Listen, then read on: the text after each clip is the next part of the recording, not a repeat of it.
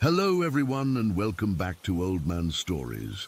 I'm aware that many of you use these videos to fall asleep, so before you doze off, I thought it would be a fun idea if each of you could leave a comment letting me know which part of the world you're listening from. Also, give a like and subscribe to the channel if you're enjoying the episodes, okay? Let's get comfortable, relax, and begin. I still don't know how to explain what happened to me that night. I'm a scientist. I've spent my whole career looking for logical explanations, testing hypotheses, gathering evidence. But what I experienced 6 months ago doesn't fit into any scientific framework I know. I've hesitated to share this because honestly, I'm afraid people will think I'm crazy. Maybe writing it out will help me process it. For context, I'm Dr. Elise Morgan. I work as an environmental biologist at the research center just outside Northwood. I've always considered myself open-minded about spiritual things. I grew up in a house where my mum swore was haunted, and I've had enough weird experiences to believe that ghosts might exist. But demons, that was always just religious mythology to me. Not anymore. Last summer, I was scrolling through Facebook when I saw a local weather page post that the northern lights might be visible in our area that night. I've lived in Northwood for 3 years and had been trying to see them the entire time. Every alert I'd drive out, and every time I'd miss them. This felt like my chance. The forecast showed clear skies and the solar activity was strong. Around 10 at night, I grabbed my camera, a thermos of coffee, and headed out in my Subaru. The first spot I tried was this overlook about 20 minutes north of town, but there were 3 other cars there with their headlights on, completely ruining my night vision. The second spot was a farmer's field I knew about, but some teenagers were having a bonfire there. By midnight, I was getting frustrated. Then I remembered the old military testing grounds about 40 minutes north. The government had done some kind of radiation experiments there back in the 60s, but they'd just opened parts of it to the public last year after the radiation levels were finally deemed safe. I'd never been there at night, but I knew it would be perfectly dark. No streetlights, no houses for miles. Before heading that way, I called my friend Megan. Being a woman alone in the middle of nowhere at night isn't exactly safe, so I always let someone know where I am. She answered, groggy from sleep. "Hey Meg, sorry to wake you," I said. "I'm chasing the northern lights again and heading to that old testing ground. Just wanted someone to know where I am." "The testing ground? At this hour?" I could hear the concern in her voice. "Want me to stay on the phone with you?" "That'd be great, actually." I put her on speaker as I drove down the long access road into the testing grounds. It was pitch black except for my headlights cutting through the darkness. The road was cracked asphalt, with weeds growing through. The testing grounds covered about 5 square miles of mostly flat land, with a few scattered concrete bunkers and abandoned buildings. As I drove deeper in, I noticed something strange fluttering around my headlights. At first, I thought they were moths, but they were too big. Then I thought bats, but when a couple landed on the road ahead, they didn't stand like bats. I slowed down to get a better look. "What the hell are those?" I muttered. "What are you seeing?" Megan asked. "These weird bird things. Too big for bats, but they're flying like bats." I stopped the car for a moment, and more of them landed on the road. They were about the size of crows, but with weird proportions, longer limbs and what looked like elongated heads. When my headlights hit them directly, they took off again. "That's weird," I said. "Maybe some kind of nightjar or nighthawk." "Elise, you're freaking me out a little," Megan said. "It's fine, just some birds I can't identify, probably normal for this area." I continued driving until I found what looked like a perfect spot. A wide, flat area where one of the old testing pads used to be. There was nothing but open sky above. I parked, shut off my headlights, and grabbed my camera. "I'm going to take some photos now," I told Megan. "I'll just be outside the car." "Okay, but keep talking to me," she said. I set up my tripod and took a few test shots. The sky was incredible, thousands of stars visible without light pollution. I could see the Milky Way stretching across the sky. There was a faint green glow on the northern horizon that I hoped would develop into the aurora. "The stars are amazing out here," I told Megan. "I'm going to wait for my eyes to fully adjust. It takes about 10 minutes to get full night vision." I stood there, breathing in the cool night air. It was so quiet, that deep silence you only get in truly remote places. No traffic noise, no distant conversations or music, just the sound of a light breeze rustling through the dry grass. About 10 minutes in, something changed. The hair on the back of my neck stood up. Anyone who grew up in the country knows that feeling. It's primal, a warning system from our evolutionary past. Someone, or something, was watching me. "Elise, you've gone quiet," Megan said from the phone in my pocket. I couldn't answer. My throat had constricted with sudden fear. Slowly, I turned to my left, toward where that feeling was coming from. At first, I couldn't see anything. Then I noticed a patch of darkness that seemed deeper than the rest of the night. It was moving, not like a person or an animal moves. It was like watching smoke curl and shift, except darker than black. As my eyes adjusted more, I could make out a vague shape. It was on 4 legs, but then it stood up, sort of. It was like a dog trying to stand like a human, but wrong in every way. And it wasn't fully there. Parts of it were translucent, like I could see the starlight through it. I've never felt fear like that. It was beyond terror, something ancient and instinctual that told me I was in the presence of something that should not exist. I screamed. I screamed so loud my throat hurt instantly. I dropped my camera and ran toward my car. That's when I felt it. Something hit me in the middle of my back, hard enough to knock the wind out of me, but then it bounced off. The only way I can describe it is that it felt like something tried to go through me but couldn't. In that split second when it touched me, I experienced something worse than any pain I've ever felt. It wasn't physical pain. It was like every happy memory, every hope, every positive emotion was sucked out of me.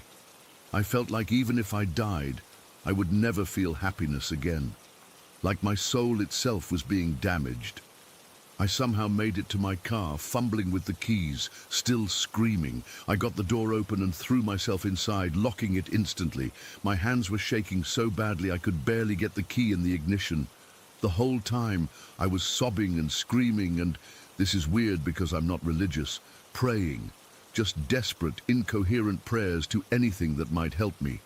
I started the car and slammed it into drive, tires spinning on the gravel. I turned the headlights on and realized with horror that I was headed deeper into the testing grounds, not toward the exit. The road ahead disappeared into darkness. I hit the brakes and made a frantic 3-point turn, tires skidding.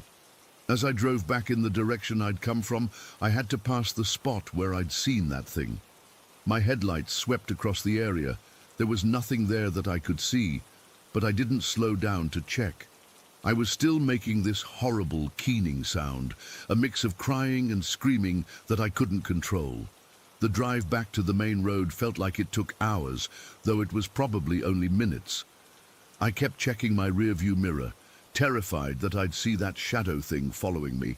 When I finally hit the highway, my phone dinged with message notifications. I'd been out of service range. "Elise! Elise! Answer me!" Megan was still on the line, frantic. I tried to speak, but all that came out was a raspy wheeze. My voice was gone, completely gone. I managed to text her. "Something happened. Coming to your place. Can't talk." I drove straight to Megan's house, still shaking so badly I could barely keep the car on the road. When I got there, I couldn't explain what had happened, not just because my voice was gone, but because I didn't have words for it. I typed out a brief explanation on my phone, but I could tell she didn't fully believe me. She thought I'd been attacked by a person or an animal. Maybe I'd been slipped something that made me hallucinate. For 9 days after that night, I couldn't speak. Not a word. My throat wasn't injured, The doctor found no physical damage, but my voice was just gone.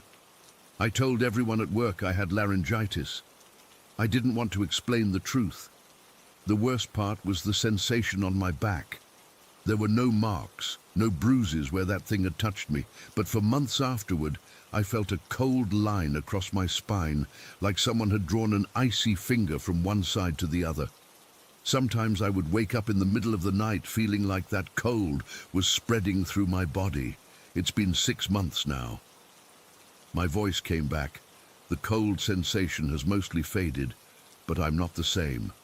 I still panic when something touches my back in a certain way. I can't stand being in complete darkness, and my understanding of what exists in this world has fundamentally changed. I've researched everything I can about the testing grounds.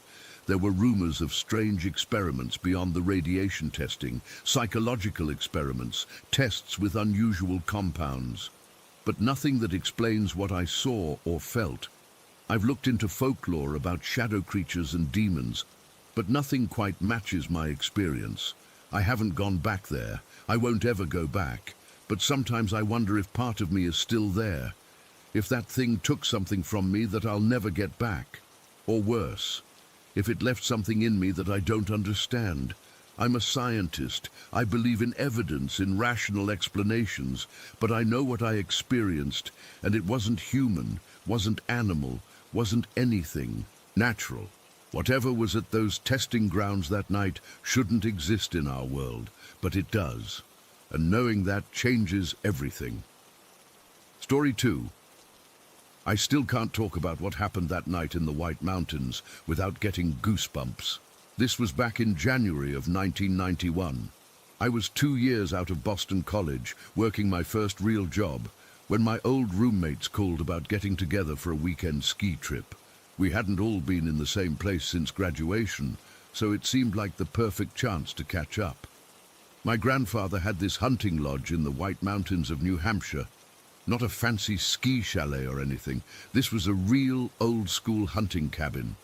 He'd bought the land dirt cheap back in the 30s when he was working with the Civilian Conservation Corps building roads through the mountains. The place was beyond primitive. No running water, no electricity. We're talking kerosene lamps, wood slate bunks with these thin foam mattresses that smelled like mildew, and a creek about 50 yards away where we had to collect water. The bathroom was an outhouse that was basically unusable in winter.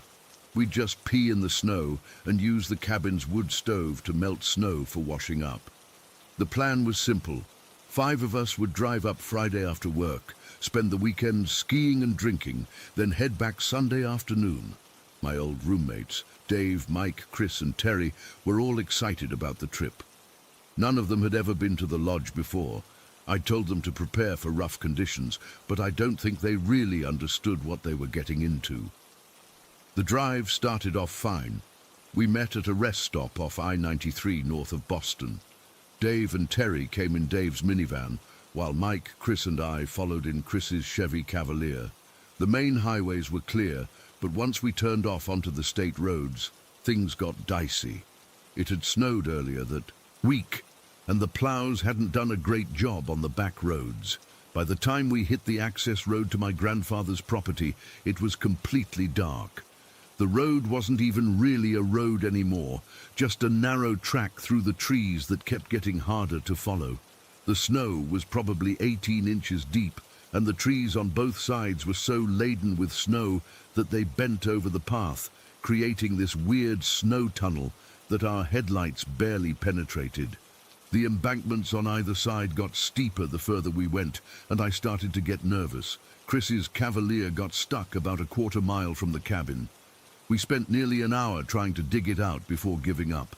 We transferred everything to Dave's minivan and pushed on, leaving the Cavalier to deal with later. The minivan was struggling too, but it had better clearance. About 200 yards from the lodge, there's this small wooden bridge that crosses the creek. Dave was driving super carefully, but halfway across, the minivan slipped sideways. The right wheels went off the edge of the bridge, and suddenly we were balanced there, teetering over the frozen creek below. Everyone froze. One wrong move, and we'd roll down the embankment. That's when the truck appeared. I didn't hear it coming. There was no engine noise, no headlights that I noticed. Just suddenly, there was this old Ford pickup idling behind us. Two men got out without speaking. They were both wearing heavy canvas work coats, the kind loggers wear. I couldn't see their faces clearly in the darkness, but something about their movements seemed off. Too efficient, too precise. They didn't ask if we needed help.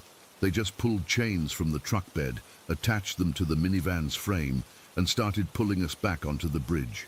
The whole thing took maybe 5 minutes, and they didn't say a single word the entire time. Dave tried to thank them, even offered them cash, but they just stared at him.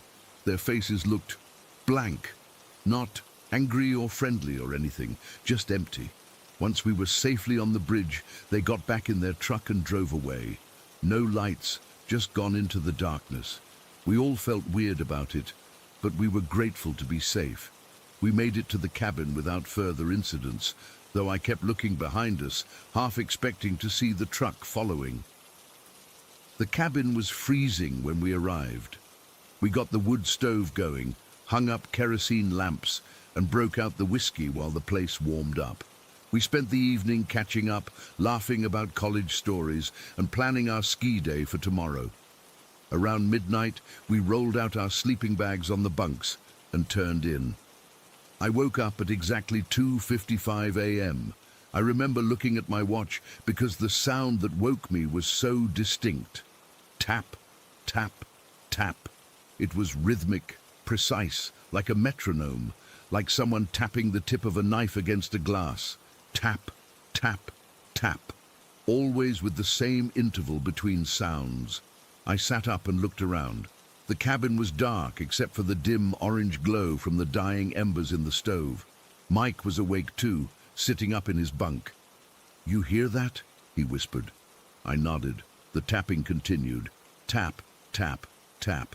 It seemed to be coming from outside, maybe from the back wall of the cabin. Chris stirred in his sleeping bag. "What the hell is that?" he mumbled. "Probably just a branch hitting the wall," I said, but even as I said it, I knew that wasn't right. The rhythm was too perfect, too deliberate. And there was something else. Each tap sounded exactly the same as the last one. A branch would make different sounds as it moved. Tap, tap, tap. I got up, pulled on my boots and coat over my thermals. My dad had given me his old marine K-bar knife years ago, and I always brought it camping. I grabbed it from my pack, feeling slightly ridiculous, but also reassured by its weight. "Where are you going?" Mike asked. "Just gonna check it out," I said. "Probably nothing." "I'll come with you," he offered, but I could tell he didn't want to. "No need. I know the place better. I'll be right back." I took my flashlight and stepped outside. The cold hit me immediately.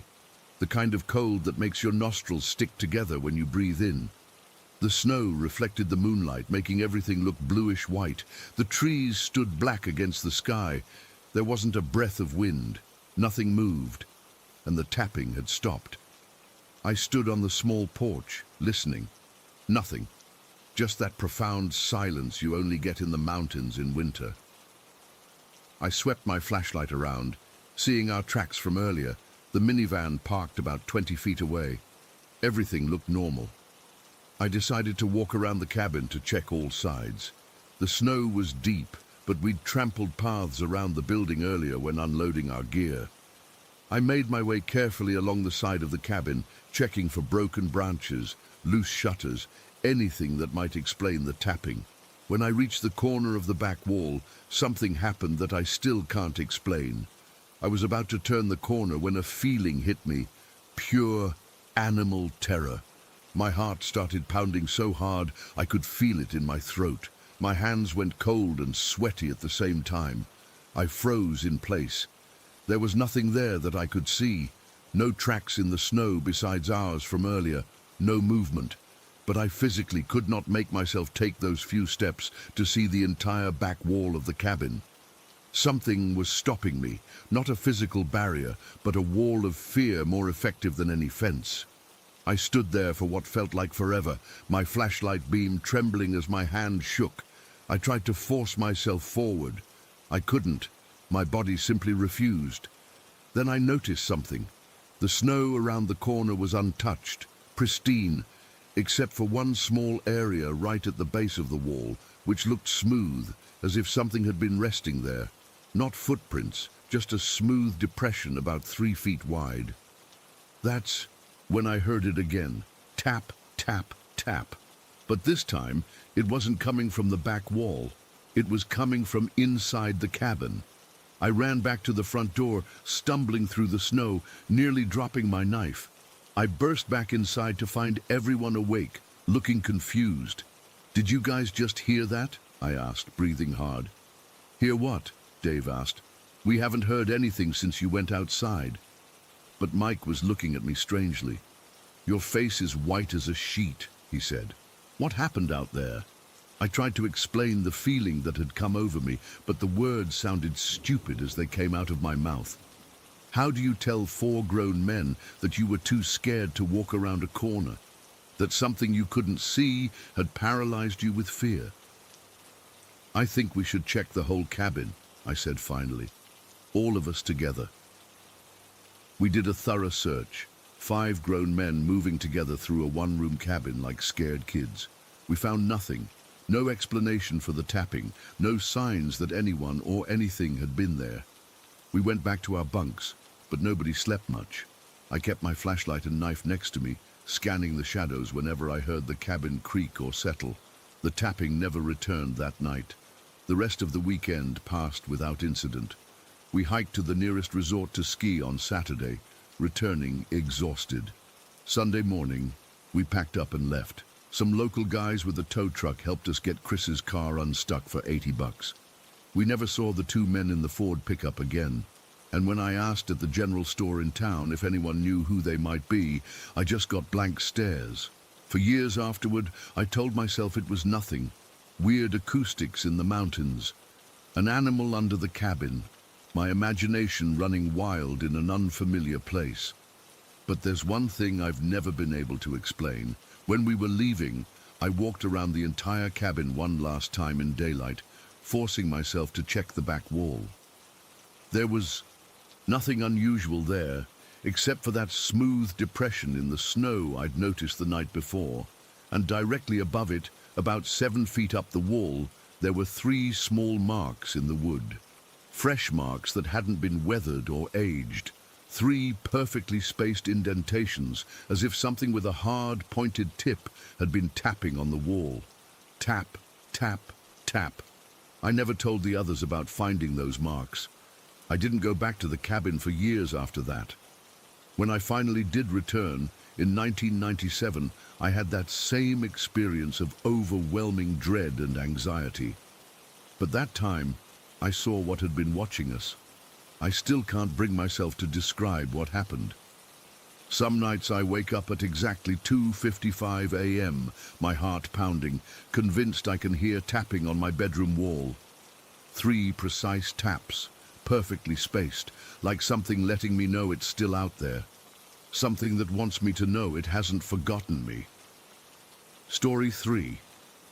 I never believed in ghosts or curses until I inherited that damn wardrobe. It's been 2 months since I finally got rid of it, and I'm still sleeping with the lights on. I've never shared this with anyone outside my family, but I need to get this off my chest.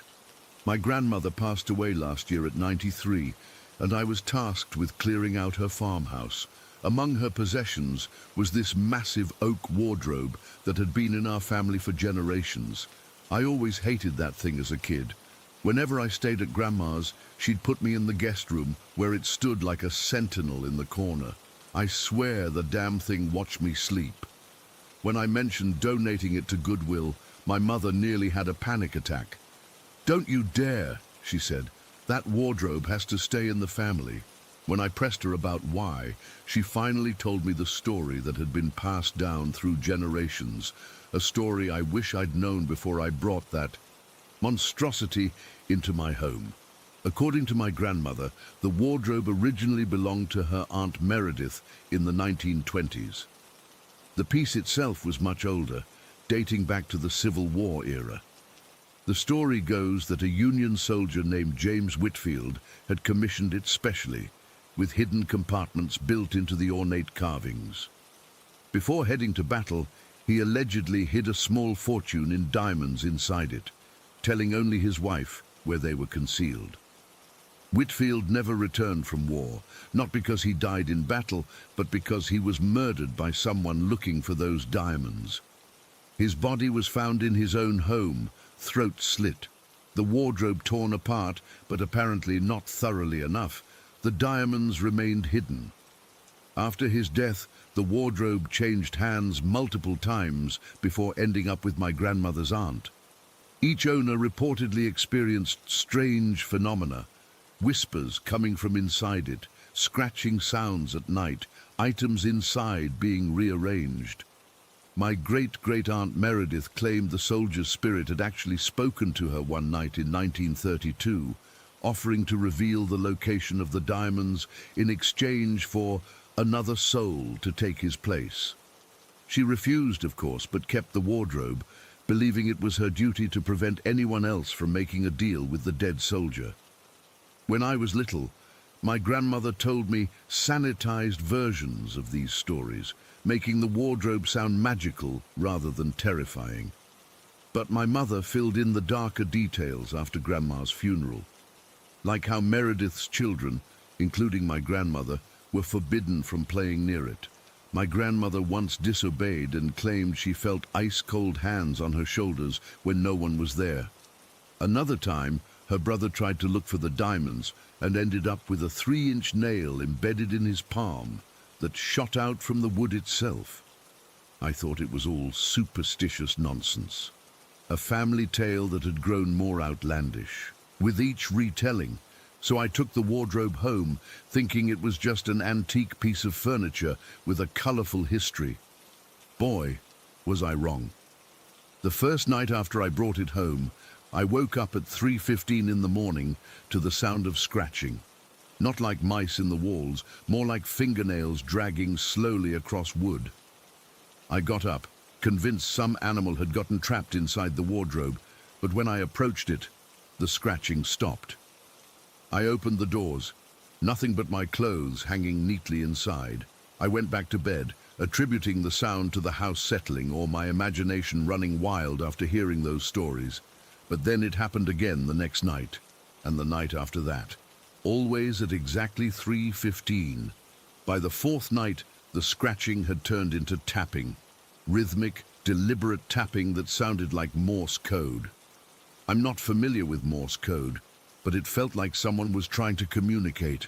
I started recording it on my phone, thinking I'd look it up later, but the recordings always came out distorted with nothing but static. A week after bringing the wardrobe home, I started noticing other things. The doors would be open in the morning, even though I distinctly remembered closing them the night before. Clothes I'd hung inside would end up folded neatly on top. Once, I found all my shirts turned inside out. I tried to rationalize it all. Maybe I was sleepwalking. Maybe I was more stressed about Grandma's death than I realized. But then, my dog started refusing to enter the bedroom. Max is a 100-pound German shepherd who isn't afraid of anything, but he would sit at the threshold of my bedroom, hackles raised, growling at the wardrobe. Things escalated in the second week. I woke up one night to find all my dresser drawers pulled out and emptied onto the floor. The only piece of furniture untouched was the wardrobe, standing there with its doors slightly ajar, as if inviting me to look inside. I didn't sleep the rest of that night. The next day, I called my mother and told her everything. I expected her to tell me I was being ridiculous, but instead, she sounded genuinely frightened. "Get rid of it," she said. "Now." "I thought you said it had to stay in the family," I reminded her. "I've been thinking about that," she said. "Maybe it's time to break the cycle. Aunt Meredith should have destroyed it years ago." She went on to tell me something she'd held back, the final chapter of the wardrobe's journey to my grandmother. When Meredith decided to move to Australia in the 1960s, she couldn't take the massive piece with her. None of her children wanted it because they'd grown up with its terrifying presence. So she asked her brother, my great-grandfather, to take it. He hated the thing but reluctantly agreed. According to my mother, he loaded it onto his pickup truck, but deliberately didn't secure it properly, hoping it would fall off during the drive home. About 5 miles down a rural road, it did indeed tumble off, breaking into dozens of pieces on the roadside. He left it there, telling his wife it must have fallen off without him noticing. The strange thing was, after the wardrobe was destroyed, all the paranormal activity in the family stopped. For decades, no one experienced anything unusual. My grandmother assumed the spirit of James Whitfield had either moved on or remained with the broken pieces of the wardrobe, abandoned on that country road. But somehow, the wardrobe that now stood in my bedroom was whole. According to my mother, someone must have found the pieces, recognized its value as an antique, and restored it. It eventually made its way back to my grandmother through an estate sale in the 1980s. She recognized it immediately by the distinctive carvings and a small burn mark on the inside that her brother had made as a child. "But how did you not recognize it when we cleaned out Grandma's house?" I asked. "I wasn't there when you took it," she reminded me. "I was handling the paperwork with the lawyer. If I'd seen it, I would have warned you." That night, I made a decision. The wardrobe had to go. I tried to sell it online, but when a buyer came to look at it, they suddenly developed a severe nosebleed the moment they touched the door handle and left in a hurry. The second potential buyer tripped on my front steps and broke his wrist before even entering the house. It seemed the wardrobe didn't want to leave. 3 nights later, I woke up to find the words, "Find them," scratched into the inside of the wardrobe door. The scratches were fresh, the wood splintered as if someone had used a knife or fingernail. That was it. I didn't care about family heirlooms or antique value anymore. This thing needed to be destroyed. I decided to recreate my great-grandfather's accident. I rented a pickup truck, loaded the wardrobe, and drove out to the most isolated rural road I could find. I didn't bother securing it. I wanted it to fall. But no matter how sharply I turned or how suddenly I braked, the wardrobe wouldn't budge. It was like it was glued to the truck bed. After an hour of increasingly reckless driving with no results, I pulled over in frustration. Fine. If it wouldn't fall, I'd push it. I climbed into the truck bed and put my shoulder against the massive oak piece, pushing with all my strength. It didn't move an inch. I swear I felt it push back. That's when I noticed something odd. There was a small protrusion in one of the ornate carvings, a rose with an unusually bulbous center. I pressed it out of curiosity and heard a faint click. A hidden drawer about 6 inches square slid out from beneath the main compartment of the wardrobe. Inside was a small leather pouch, disintegrating with age. My hands trembled as I picked it up, already knowing what I would find. I opened it carefully, and there they were, 7 uncut diamonds, each about the size of a pea. They caught the moonlight and seemed to glow from within. As soon as I touched them, the temperature dropped dramatically. My breath fogged in front of my face, though it was a warm summer night. I heard a whisper, so close it could have been someone speaking directly into my ear. "Mine." I dropped the pouch like it had burned me, and the diamonds scattered across the truck bed. The wardrobe suddenly shifted violently, nearly crushing me against the side of the truck. I scrambled away, falling backward onto the road. As I lay there, the wardrobe tipped over the side of the truck, missing me by inches as it crashed to the ground. It split along its seams, the wood splintering with a sound like bones breaking. From the wreckage, something like black smoke rose up.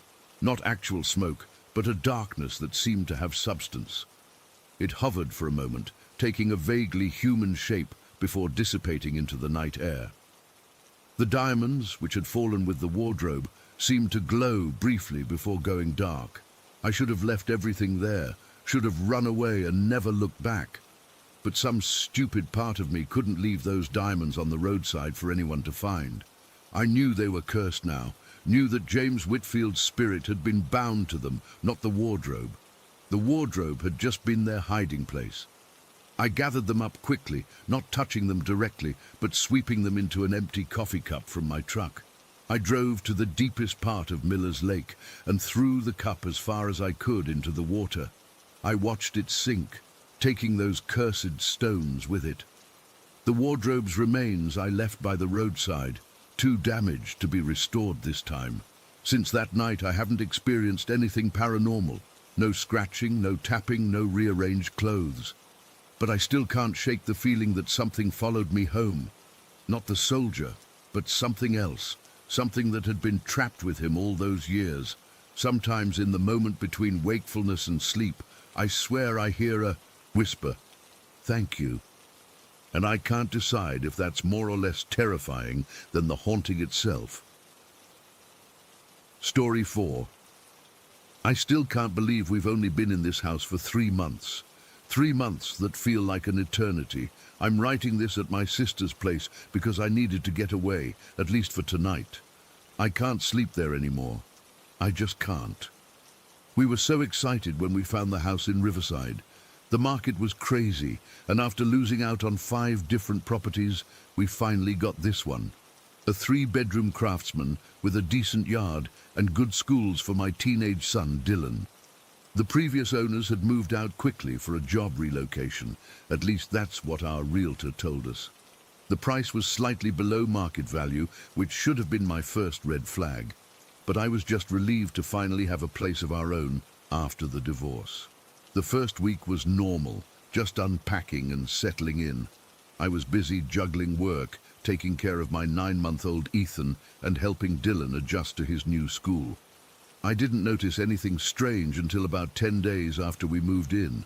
I was up late one night feeding Ethan. I had all the lights off except for a small nightlight so I wouldn't fully wake him up. As I was walking back to put him in his crib, I noticed something along the baseboards in the hallway, a faint blue glow. It wasn't coming from any electronics or nightlights. It was like a thin line tracing the bottom edges of the walls. I remember thinking it was weird, but figured it must be some kind of reflective paint or tape the previous owners had put down. The next night I noticed it again, but this time it seemed brighter, more defined. I got down on my hands and knees to look closer. That's when I realized what it reminded me of, luminol. You know, that chemical they spray at crime scenes that makes blood glow blue under special lights? I used to watch all those true crime shows before I had kids. The resemblance was unsettling, but I told myself it had to be something else, maybe some kind of mold or phosphorescent paint.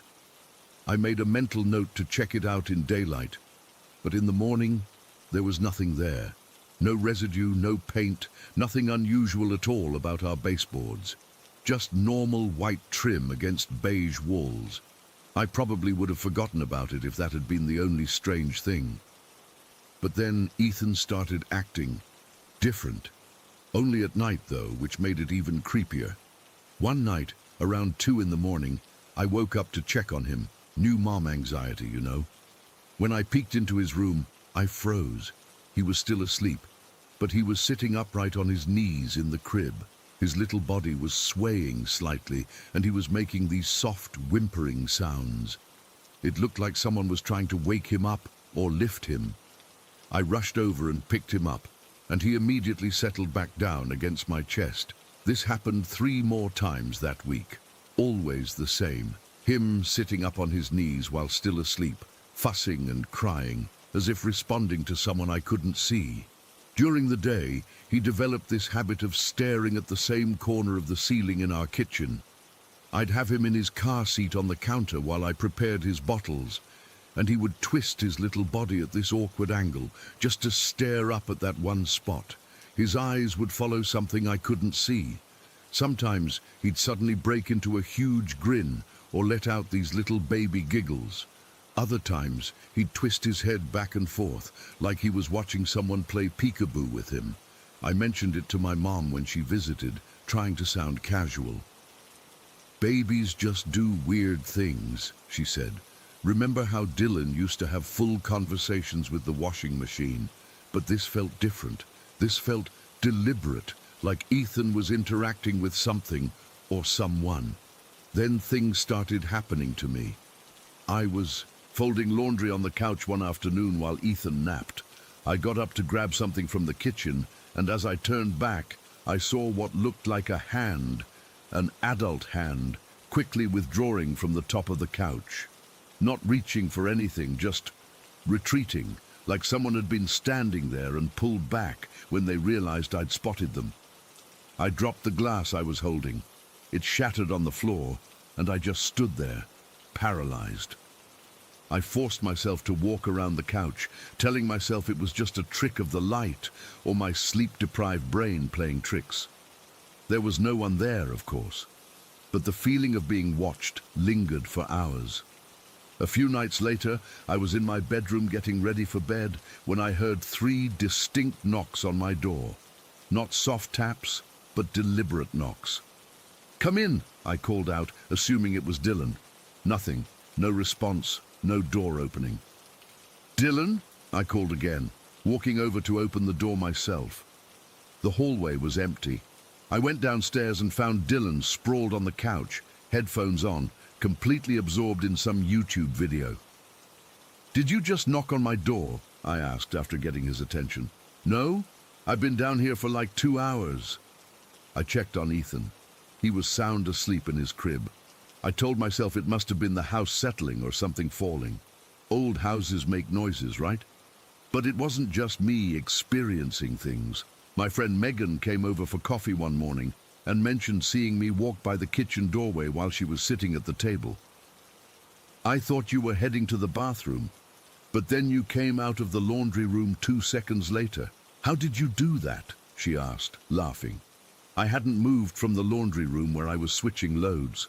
I hadn't been anywhere near the kitchen doorway. Dylan started complaining about noises too.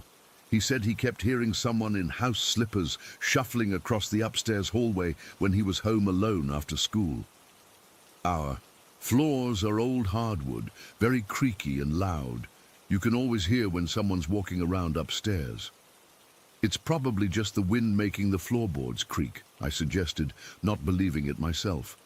"Mom, it sounds exactly like when you walk around in your slippers. It's not random creaking."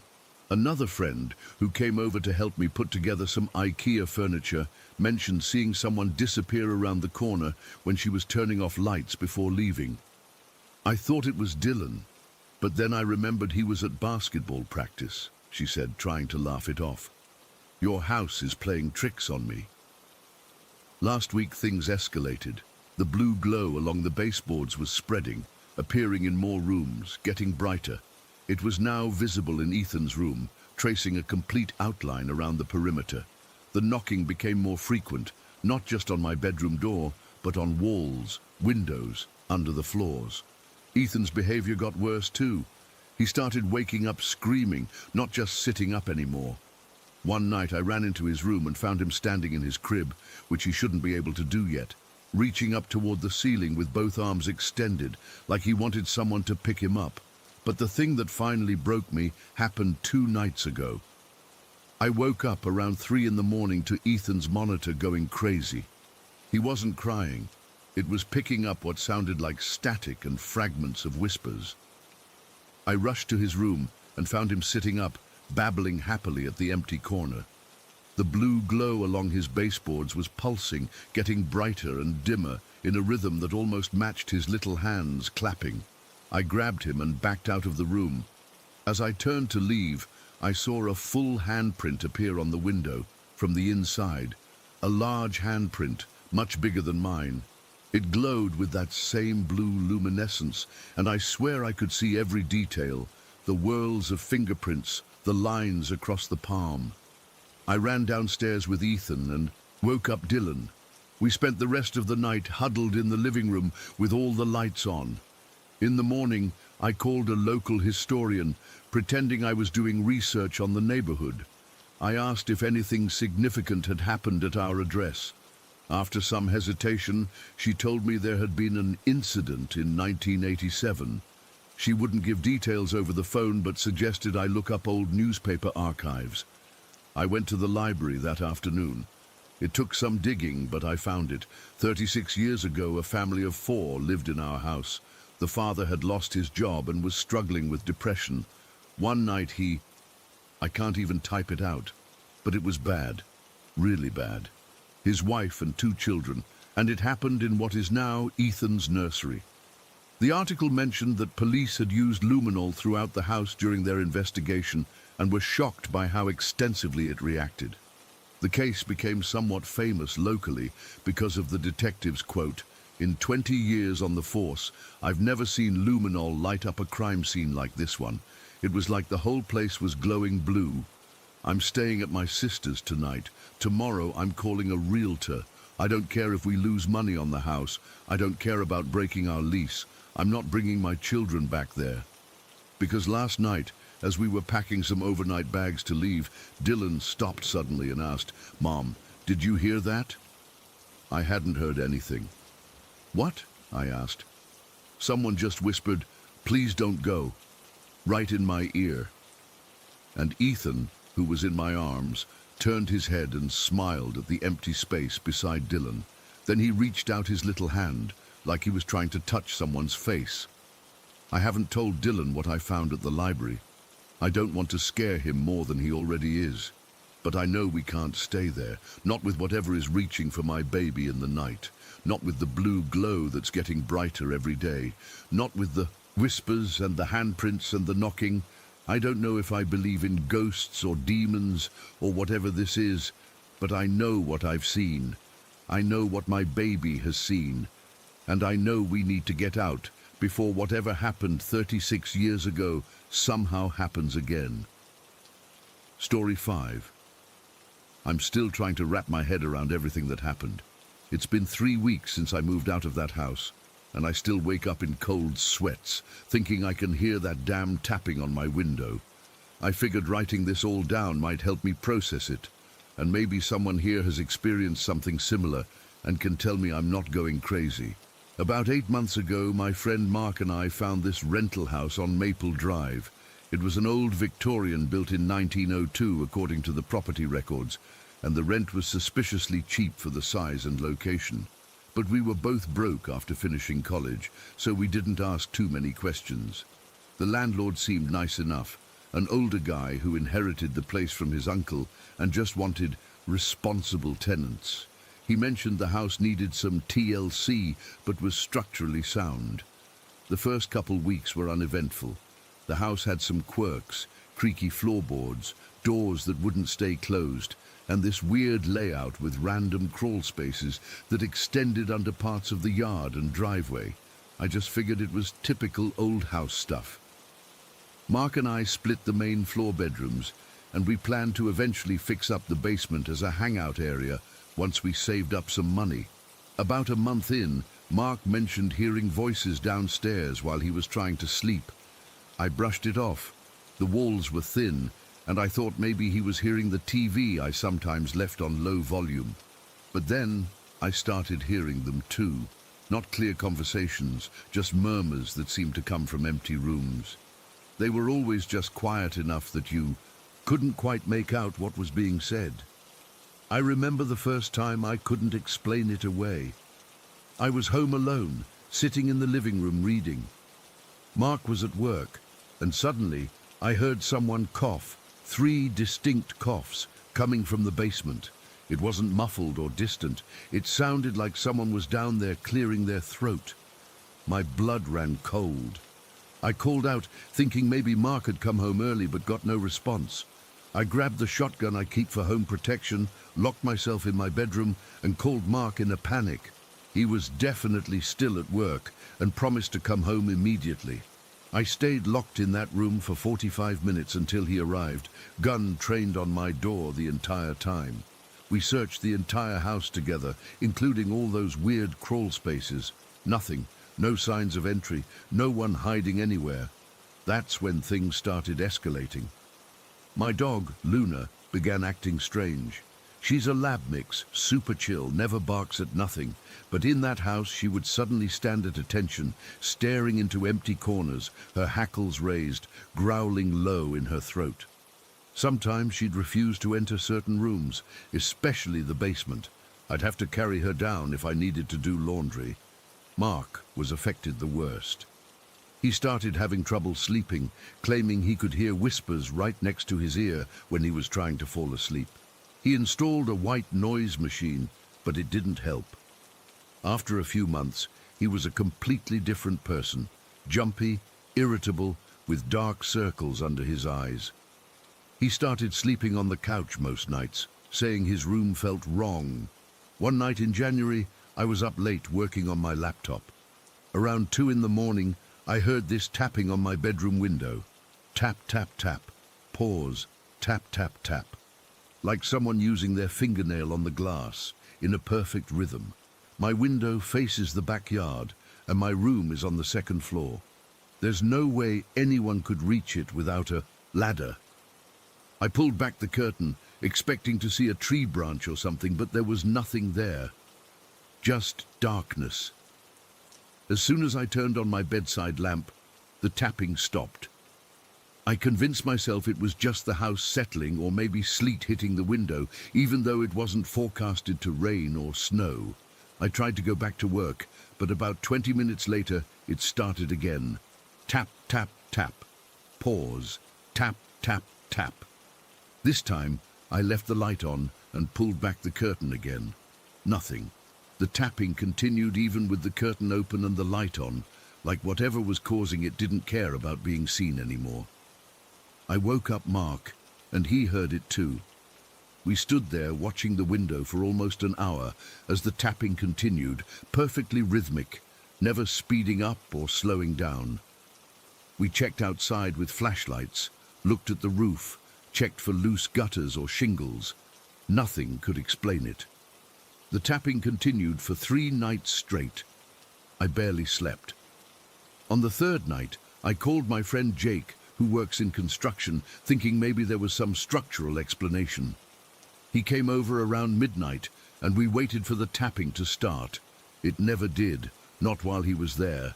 He thought we were imagining things, suggested maybe it was water in the pipes or the house expanding and contracting with temperature changes. As soon as Jake left, the tapping started again. But that was the last night it happened. It just stopped after that. Like whatever was causing it got bored or moved on. By this point, Mark was a mess. He started staying at his girlfriend's place more often, and I was seriously considering breaking our lease. But we'd already paid a hefty security deposit, and moving is expensive. So I decided to make the best of it and started working on the basement, thinking I could at least create a comfortable space down there for when Mark eventually moved out. The basement had 2 main rooms, a larger space where the washer and dryer were, and a smaller room that previous tenants had started converting into a bedroom but never finished. The small room had partially framed walls and exposed insulation. The floor in both rooms was concrete, painted a faded reddish color. I assumed it was just red paint to make the concrete look nicer. I was pulling up some old carpet remnants in the smaller room when I noticed something odd about the floor. In certain areas, the red paint seemed darker, almost burgundy. There were several irregular patches, the largest about the size of a dinner plate. I figured maybe something had spilled and stained the paint. Out of curiosity, I poured a little hydrogen peroxide on one of the dark spots, something I'd seen on a crime show once. I expected nothing to happen. Instead, the entire area started fizzing up immediately, bubbling like crazy. I stumbled backward, knocking over my paint supplies. Hydrogen peroxide reacts that way with blood, not old paint, blood. My hands were shaking as I examined the rest of the floor. The dark patches were everywhere, concentrated in the small bedroom area and extending into about half of the larger room. The pattern was chaotic, like splatter. I sat there on the floor, trying to process what this meant. Someone had been hurt here, badly hurt, maybe even killed. And whoever painted the floor red afterward did it to hide the blood, not for aesthetics. I went into research mode, partly to distract myself from freaking out completely. I spent hours online looking up the history of the house. It took some digging, but I eventually found newspaper archives from 1976 mentioning the address. A man named Robert Keller had owned the house then. His wife and teenage son had apparently moved away suddenly, but no forwarding address was ever recorded. Neighbors reported hearing arguments in the weeks before they disappeared. Robert continued living there alone for another 7 years before he died of a heart attack. The house changed hands several times after that, never staying with one owner for more than 5 years. One family moved out after just 6 months, citing personal reasons. Another owner tried to sell it for well below market value, describing it only as challenging. I called our landlord that same day, trying to sound casual as I asked if he knew anything about the house's history or previous occupants. He got defensive immediately, said his uncle had only owned it for 3 years before passing it to him, and he didn't want to get into all that old gossip. When I pressed, mentioning specifically the Keller family, he hung up on me. That night, I couldn't sleep. I kept thinking about that family, what had happened in our basement. Was Mrs. Keller still down there somehow, her spirit trapped in those blood-stained floors? Was her son with her? I remembered the coughing I'd heard, a man's cough. Maybe it was Robert, forever bound to the scene of whatever horrible thing he'd done. Around 3 in the morning, I heard Mark come home. He sounded drunk, stumbling around the kitchen. I got up to check on him and found him standing in the dark, staring at the basement door. "They're louder tonight," he said without looking at me. "Can't you hear them?" I couldn't hear anything, but the hair on my arm stood up. Luna was growling from where she was hiding under my bed, refusing to come out. "Who's louder, Mark?" I asked, trying to keep my voice steady. "The people downstairs. They're arguing about the boy. He's crying." Mark's voice was flat, emotionless. "He's always crying down there." I guided Mark to the couch and gave him some water. He fell asleep almost immediately, but I stayed up the rest of the night listening. Just before dawn, I heard it. A child sobbing, the sound drifting up through the heating vents. It was distant but unmistakable. Then it was gone. The next day, I told Mark everything about the blood on the floor, the Keller family, my theory about what had happened. He wasn't surprised. He said he'd been dreaming about them for months. A man, a woman, and a teenage boy with sad eyes. In his dreams, they were always in the basement, and the man was always angry. We broke our lease that day, paid the penalty, didn't even care about the security deposit.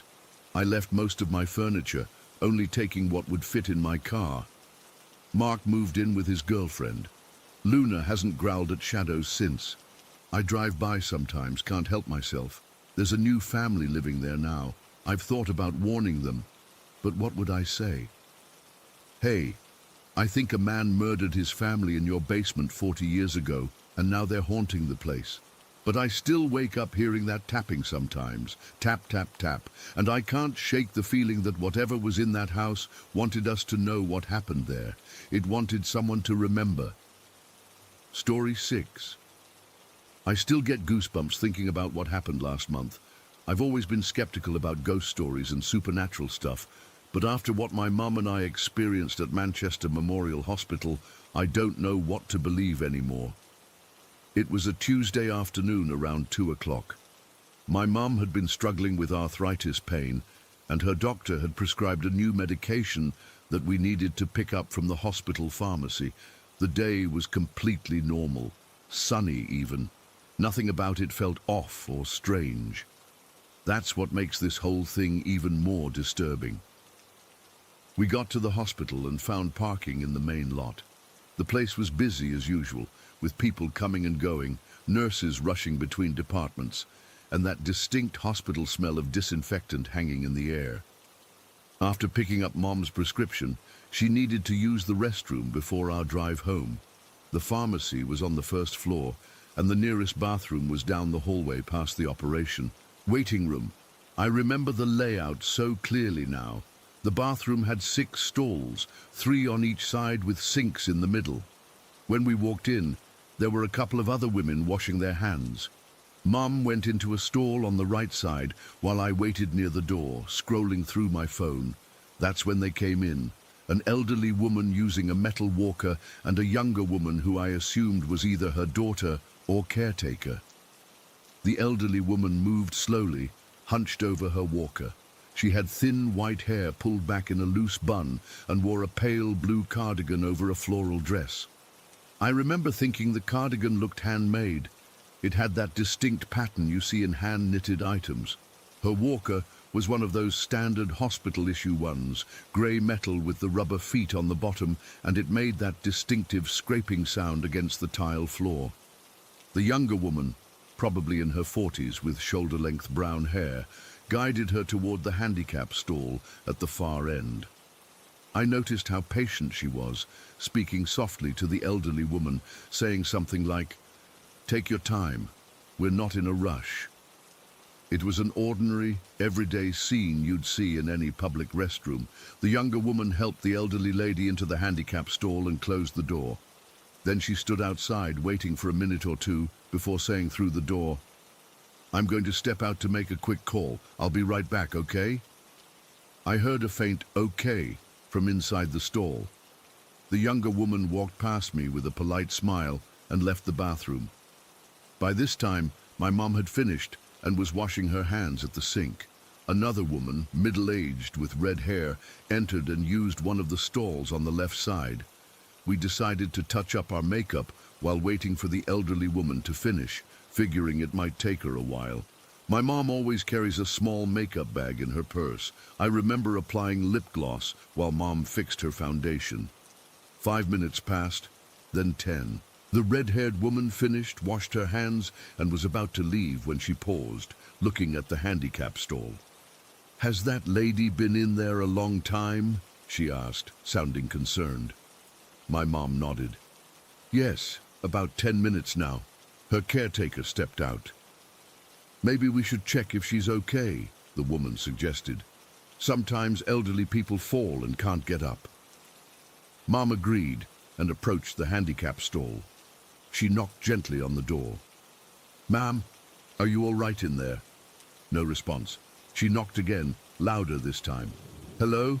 Do you need help?" Still nothing. The red-haired woman joined my mom. "Maybe she can't hear well," she said, and called out more loudly. "Ma'am, are you okay?" After another moment of silence, my mum's face showed real concern. "I'm worried she might have fallen or had some kind of medical emergency." The red-haired woman nodded. "I think we should check. The door probably isn't locked if she's unresponsive." My mum pushed the door gently, and it swung open. The stall was empty. Not just empty of the elderly woman, the walker was gone too. I saw my mum's face go pale. The red-haired woman stepped forward and looked into the stall, then checked the floor as if the woman might have collapsed. But there was nothing. Nobody. "That's impossible," the red-haired woman said, her voice barely above a whisper. "I've been standing here the whole time. She never came out." My mom turned to me, her eyes wide. "Did you see her come out, Lydia?" I shook my head. "No. I was facing this way the entire time. There's no way she could have left without us seeing her. The bathroom had only one entrance, the door I'd been standing next to.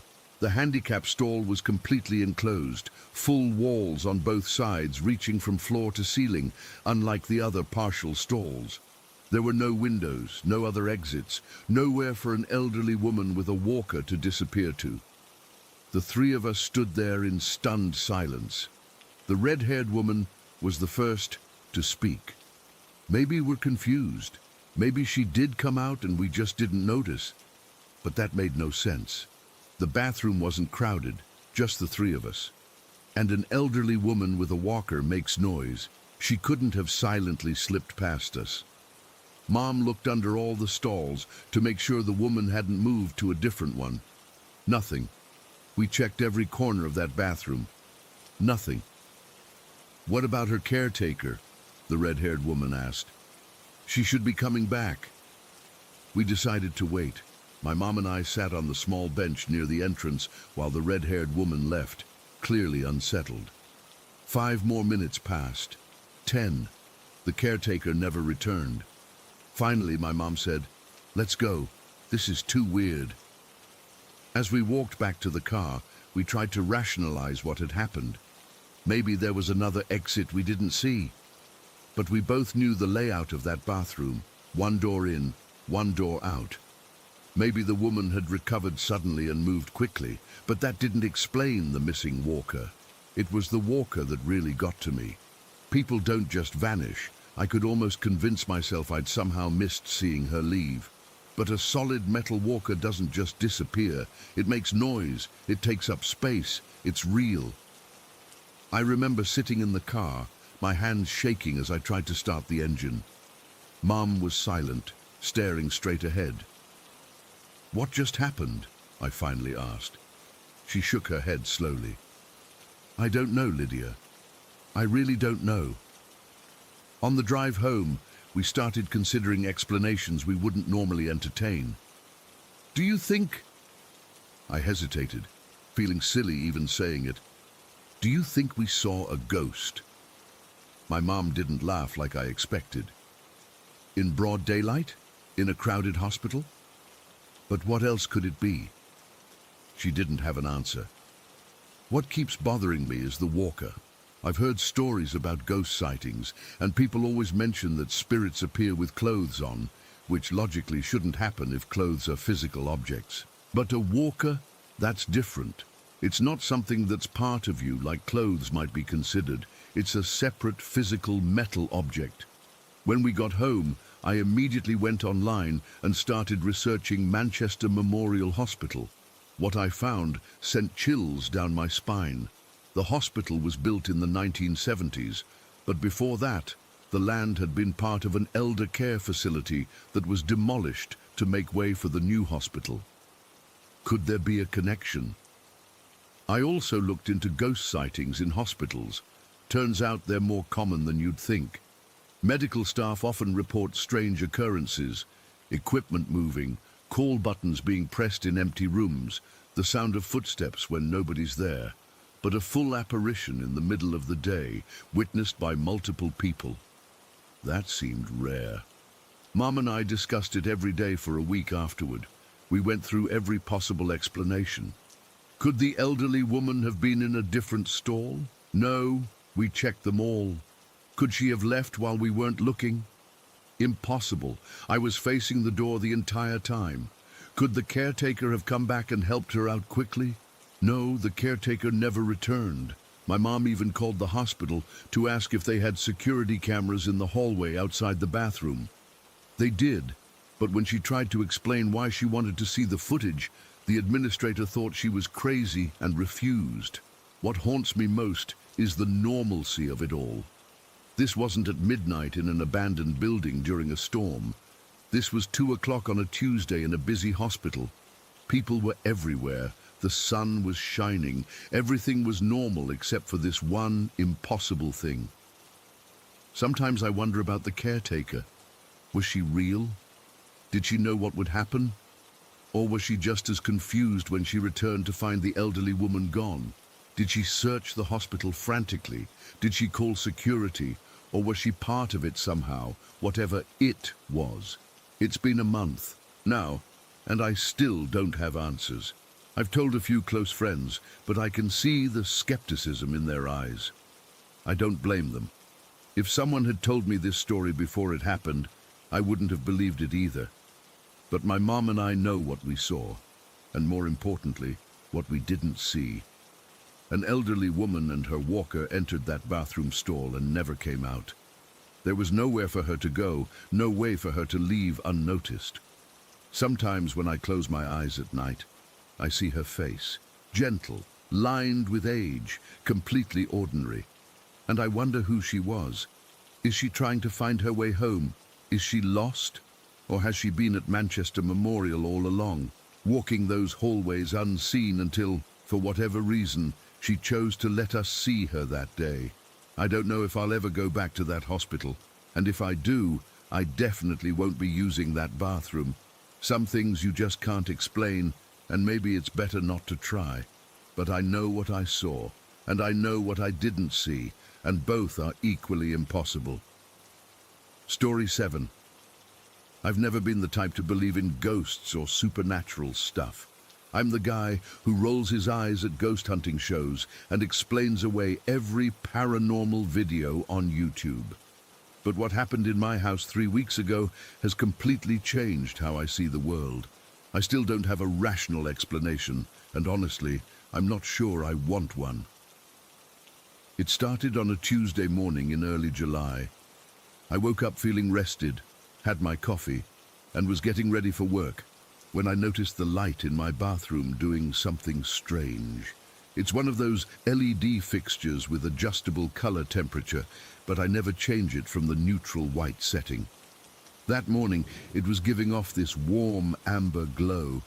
I figured maybe I had bumped the remote the night before, so I reset it and didn't think much of it. Later that day when I came home from work, all the lights in my living room were on. All of them. Table lamps, ceiling lights, even the little accent light I have in the corner that I hardly ever use. I distinctly remember turning everything off before leaving that morning. I'm obsessive about that kind of thing because of my electric bill. I chalked it up to a power surge or something and went about my evening.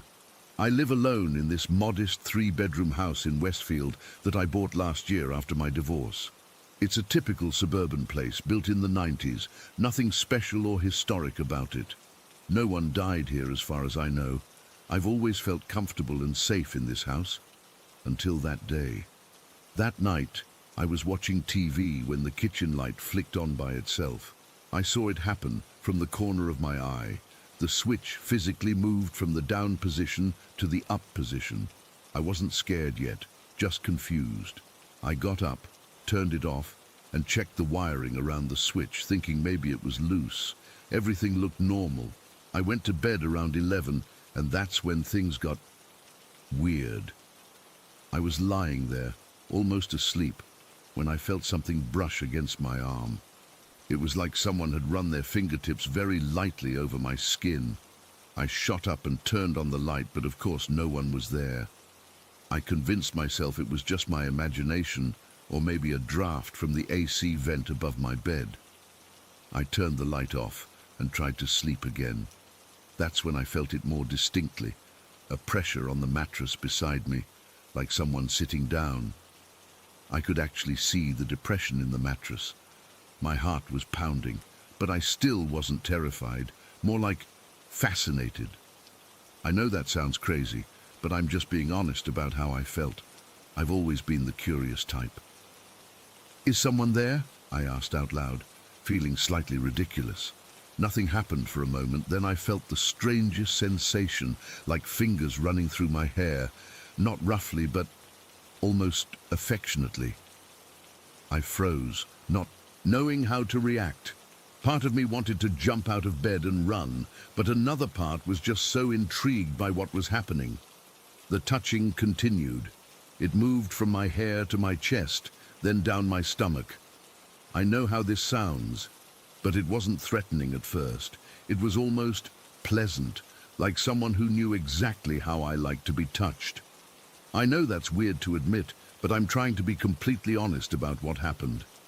I eventually fell asleep, more confused than scared. When I woke up the next morning, I immediately started researching electrical phenomena, thinking maybe there was something wrong with the wiring in my house that could explain both the lights and somehow the physical sensations I'd experienced. I've always been a skeptic, so I was looking for rational explanations. But things escalated quickly that day. I was in the shower when I felt hands on my back, actual hands, pressing against my skin. I spun around so fast I almost slipped. No one was there, of course, water just hitting the empty shower stall. That's when the fear really started to set in. Throughout the day, the touches continued. Sometimes just a brush against my arm as I worked at my computer. Other times, more intimate touches that I'm not comfortable describing in detail. I know how it sounds, like I'm making this up, or I'm crazy. I'm not. I've always been mentally stable. I had some issues with depression after my divorce 3 years ago, and yes, I used some substances to cope back then, but I've been clean for 2 years and in therapy. My therapist would tell you I'm one of her most grounded clients, By evening, things had taken a darker turn. The touches became more aggressive, not painful yet, but definitely no longer pleasant, more grabbing than caressing. I tried talking to whatever it was, asking it to stop, to tell me what it wanted. No response, just more touching. I decided to stay at a hotel that night. I packed a bag, got in my car, and started driving. I made it about 3 blocks before my car just died. No warning, no sputtering, just completely dead. I tried to restart it multiple times, but nothing. I called a tow truck, and the guy couldn't find anything wrong with it. Battery's fine, alternator's fine, starter's fine, he said, but the car wouldn't start again until I said, "Fine, I'll go back home." Then it started on the first try. That night was hell. The entity, I don't know what else to call it, wouldn't let me sleep. Every time I started to drift off, there would be a piercing ringing in my ears, like the worst tinnitus you can imagine. When that didn't work, I'd feel something walking on my bed, pressing down on the mattress in a circle around me. Sometimes there would be sharp, needle-like pricks on my feet or legs. Not enough to draw blood, but definitely painful. By morning, I was exhausted and desperate. I remembered a friend of mine was into spiritual stuff, so I called her. She suggested smudging the house with sage or sweetgrass. I was skeptical but willing to try anything at that point. I drove to this new age shop across town and bought some sage bundles and Palo Santo wood. That was a mistake. As soon as I lit the sage in my living room, all hell broke loose. The smoke alarm went off, even though there wasn't enough smoke to trigger it. Then all the lights in the house started flashing, on off, like a nightclub. The worst part was the physical reaction. It felt like someone was squeezing my throat. Not enough to completely cut off air, but enough to panic me.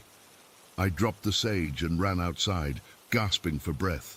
When I finally got my breathing under control, I went back inside. The sage had burned out on my hardwood floor, leaving a black mark. The lights were all off now, and the house was eerily quiet. Too quiet, like the calm before a storm. I tried to meditate next, thinking maybe I could center myself enough to figure out what was happening, or at least cope with it better. I sat on my living room floor, closed my eyes, and tried to focus on my breathing.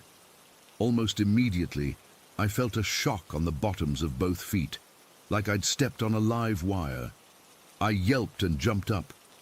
This happened 3 more times when I tried to meditate. By afternoon, I was running on no sleep, frayed nerves, and pure adrenaline. I reached out to a spiritual healer my therapist had mentioned once, someone who worked remotely. I was skeptical, but desperate. We did a Zoom call, and she said she could sense an attachment. "Something has latched onto your energy," she explained. "It's feeding off you." She guided me through some visualization exercises, had me imagine white light surrounding me, protecting me. For a brief moment I felt better, calmer. Then, right as we were ending the call, my computer screen went black. Not like it turned off, more like someone had poured ink all over it. It started from the corners and spread inward until I couldn't see anything. Then my phone died too, even though it had been at 80% battery. I was alone again, and the entity was angry. The temperature in my house dropped dramatically. I could see my breath in the air. Then the touching started again, but this time there was nothing pleasant about it. It felt like hands were grabbing me, pinching me, pulling my hair. I had actual bruises afterward, physical evidence that I wasn't imagining this. The worst part came around 6 that evening. I was in the kitchen, trying to force myself to eat something, when I felt this presence behind me. Not touching me yet, but I could feel it there, like when you know someone's staring at you. The air felt heavy, charged with something I can't explain. Then I felt what seemed like hands on my back, shoving me hard toward the stove. I caught myself on the counter, barely avoiding hitting my head on the edge of the range hood. That's when I truly panicked. This thing, whatever it was trying to hurt me. Really hurt me. I ran to the front door, but it wouldn't open. The knob turned, the latch retracted, but it was like something was holding the door shut from the other side. I tried the back door. Same thing. Windows, all stuck. I was trapped. I grabbed my phone to call for help, but who do you call for something like this? Police. Hello, officer. A ghost is trying to kill me. They'd think I was on drugs or having a mental breakdown. I tried calling my friend, the spiritual one, but the call wouldn't go through. No error message, no call failed. It just wouldn't connect. I was alone in my house with something that seemed to be getting stronger and more malevolent by the hour. I could feel it draining me somehow. I was exhausted beyond anything I'd ever felt, but still too terrified to sleep. Every time I'd start to doze off from sheer exhaustion, there would be another shock or pinch to jolt me awake. Around midnight, I was sitting on my couch, every light in the house on, when the electricity went out. All at once, complete darkness. I fumbled for my phone to use as a flashlight, but of course it was dead again. I had candles in a drawer in the kitchen, so I carefully made my way there, feeling along the walls. I found the candles and a lighter, managed to get one lit. The small flame barely illuminated a few feet around me, making the shadows in the rest of the house seem even darker. I carried the candle back to the living room, planning to light more. That's when I saw it. Just for a second, in the reflection of the window, a shape behind me, darker than the darkness around it. Not clearly defined, more like a smudge in reality, but it had eyes, or at least 2 points of deeper darkness within it. I spun around, but there was nothing there. Just the empty living room.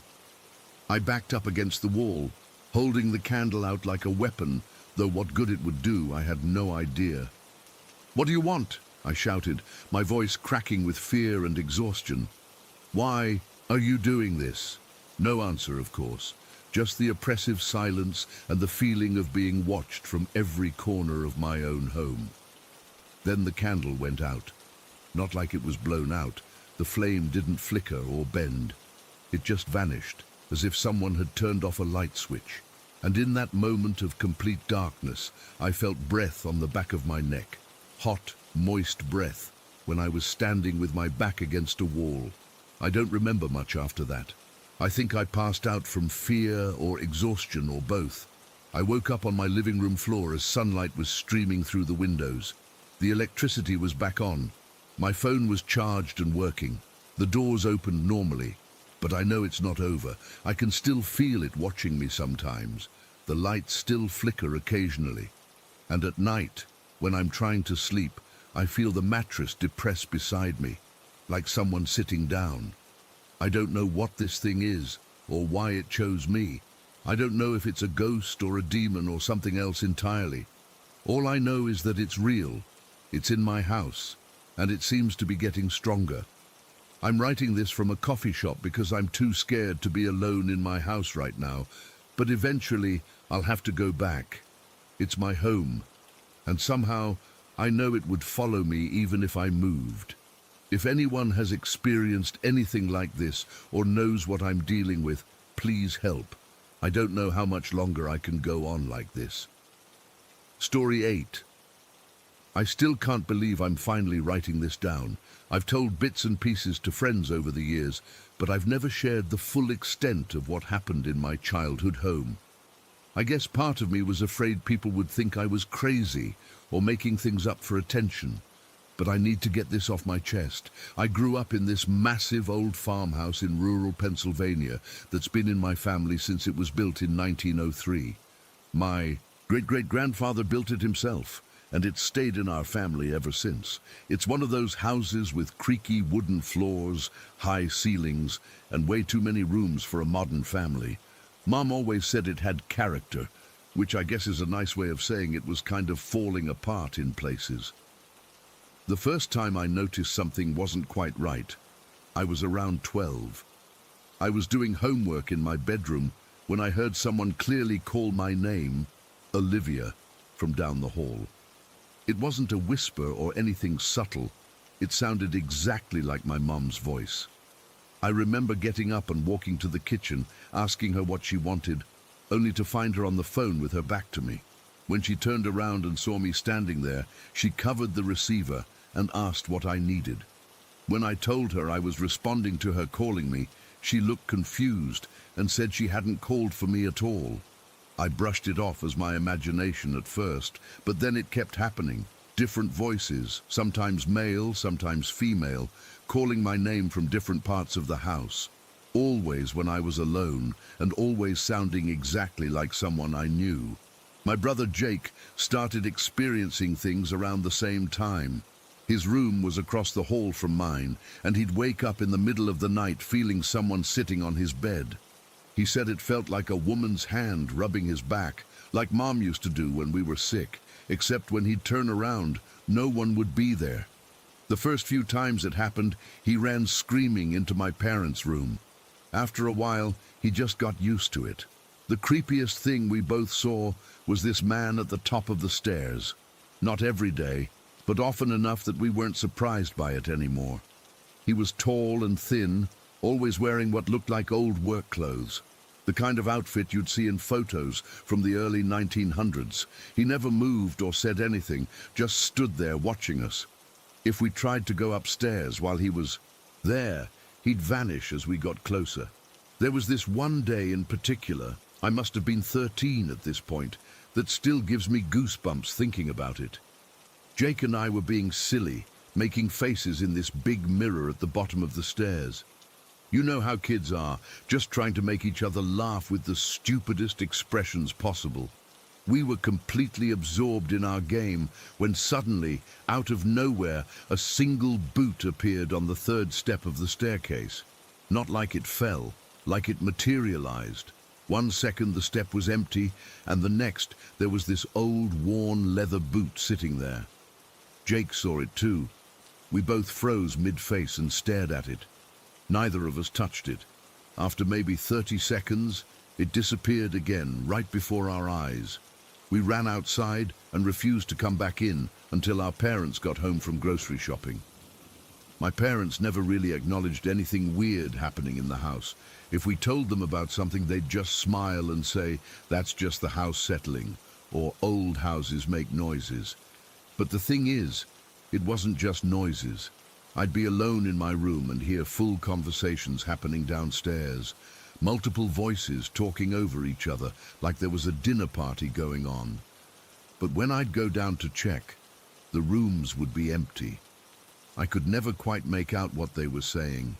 It was like listening to a radio station that's not quite tuned in properly. You can tell people are talking, but the words themselves are just out of reach. And then there were the flying objects. Not big things, usually. Just small items that would suddenly launch themselves off shelves or tables. A hairbrush would fly across my bedroom. A book would shoot off the shelf in the living room. A cup would slide across the kitchen counter and crash to the floor. It wasn't violent exactly, but it was definitely deliberate. I remember one specific night when I was 14. I was having trouble sleeping and was lying in bed, staring at my bedroom door, which was cracked open just a little bit. As I was lying there, I saw someone peek through the crack. At first, I thought it was my mom checking on me, but then I realized the face I was looking at belonged to my great-aunt Ellie, who had died 3 years earlier. I recognized her instantly, the same gray hair pulled back in a bun, the same wire-rimmed glasses, the same gentle smile. Our eyes met, and I felt a chill run down my spine. Not from fear exactly, but from the sheer impossibility of what I was seeing. I blinked, and she was gone. The door hadn't moved, hadn't opened or closed any further. She had simply vanished. That same night, I started hearing the footsteps. From my bedroom door to my window, back and forth, steady and methodical. It wasn't just the sound of someone walking. I could feel the vibrations through the floorboards. My bed would shake slightly with each step. This went on for hours, until I finally fell asleep from sheer exhaustion. My little sister Emma had her own experiences too. She was about 9 when she saw what she called the shadow man. She was playing in the backyard one evening, and when she looked up at the house, she saw a dark figure standing at her bedroom window, staring down at her. She said it wasn't a person exactly, more like a person-shaped shadow, darker than the darkness around it. As she watched, it turned and ran away from the window. The weird part was, she didn't hear any footsteps or any sound at all from inside the house. The family graveyard probably didn't help with the creepy factor. Yeah, we had an actual graveyard on our property, about 100 yards behind the house. Nothing huge, just a small plot with maybe 20 headstones, all family members going back to the 1800s. My friends always thought it was the weirdest thing when they came over. You have dead people in your backyard. But for us, it was just normal. We'd play hide and seek among the headstones during the day. At night, though, none of us would go near it. There was this one day, I think I was 15, when everything seemed to happen at once. It was a Saturday in October, unusually cold for that time of year. Mom and Dad had gone to visit my grandmother in the hospital. She was fine, just some routine tests, leaving us 3 kids alone in the house. It started with the doors. Every single door in the house, bedroom doors, bathroom doors, closet doors, even cabinet doors in the kitchen, began opening and closing on their own. Not violently slamming, just calmly opening, staying open for a few seconds, then closing again. All in perfect sync, like they were being controlled by some invisible conductor. Jake, Emma, and I gathered in the living room, too freaked out to be alone in our rooms. We were trying to distract ourselves by watching TV when it started turning itself on and off. Not just once or twice. It would turn on for exactly 10 seconds, turn off for 5 seconds, then on again. Over and over. Then came the knocking. It started at the front door, 3 distinct knocks, evenly spaced. We thought someone was there, but when Jake looked through the peephole, there was nobody.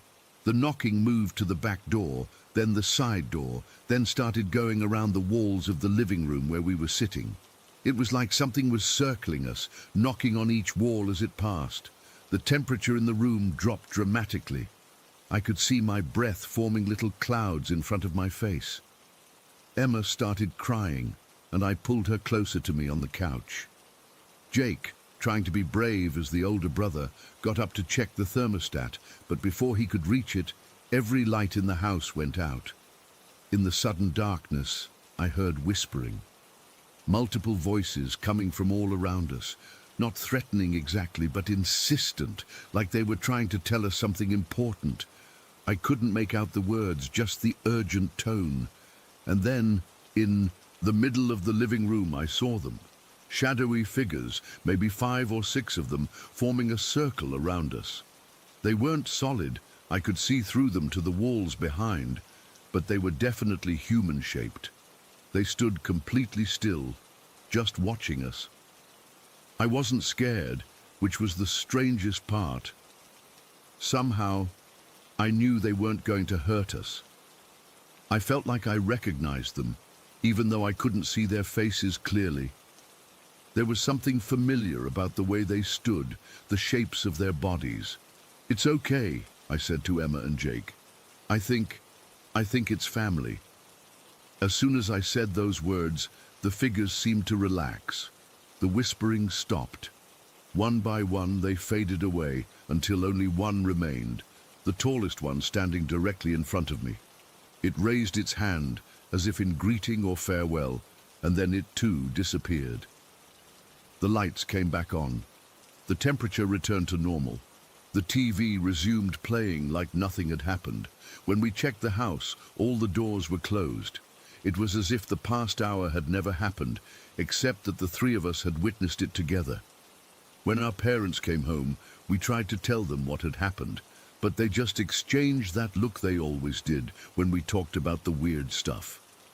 Dad suggested we'd fallen asleep watching a scary movie and had the same dream.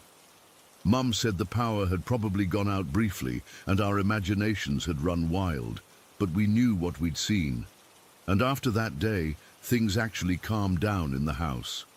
The random noises and moving objects became less frequent. The shadow figures stopped appearing altogether. It was like they'd said what they needed to say. showed themselves to us one last time, and then moved on.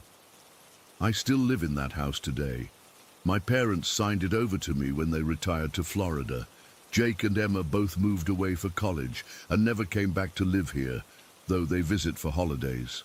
Sometimes they bring their kids, who always want to hear stories about the ghost house their mom and uncle grew up in. The house is mostly quiet now. Occasionally, I'll hear my name called, or feel someone sitting at the foot of my bed, or catch a glimpse of movement at the top of the stairs. But it doesn't frighten me. This house has been in my family for over 100 years.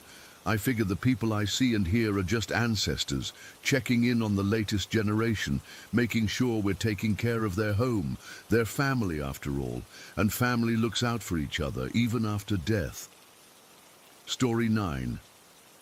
I still don't know what to make of what happened at Beth's house all those years ago.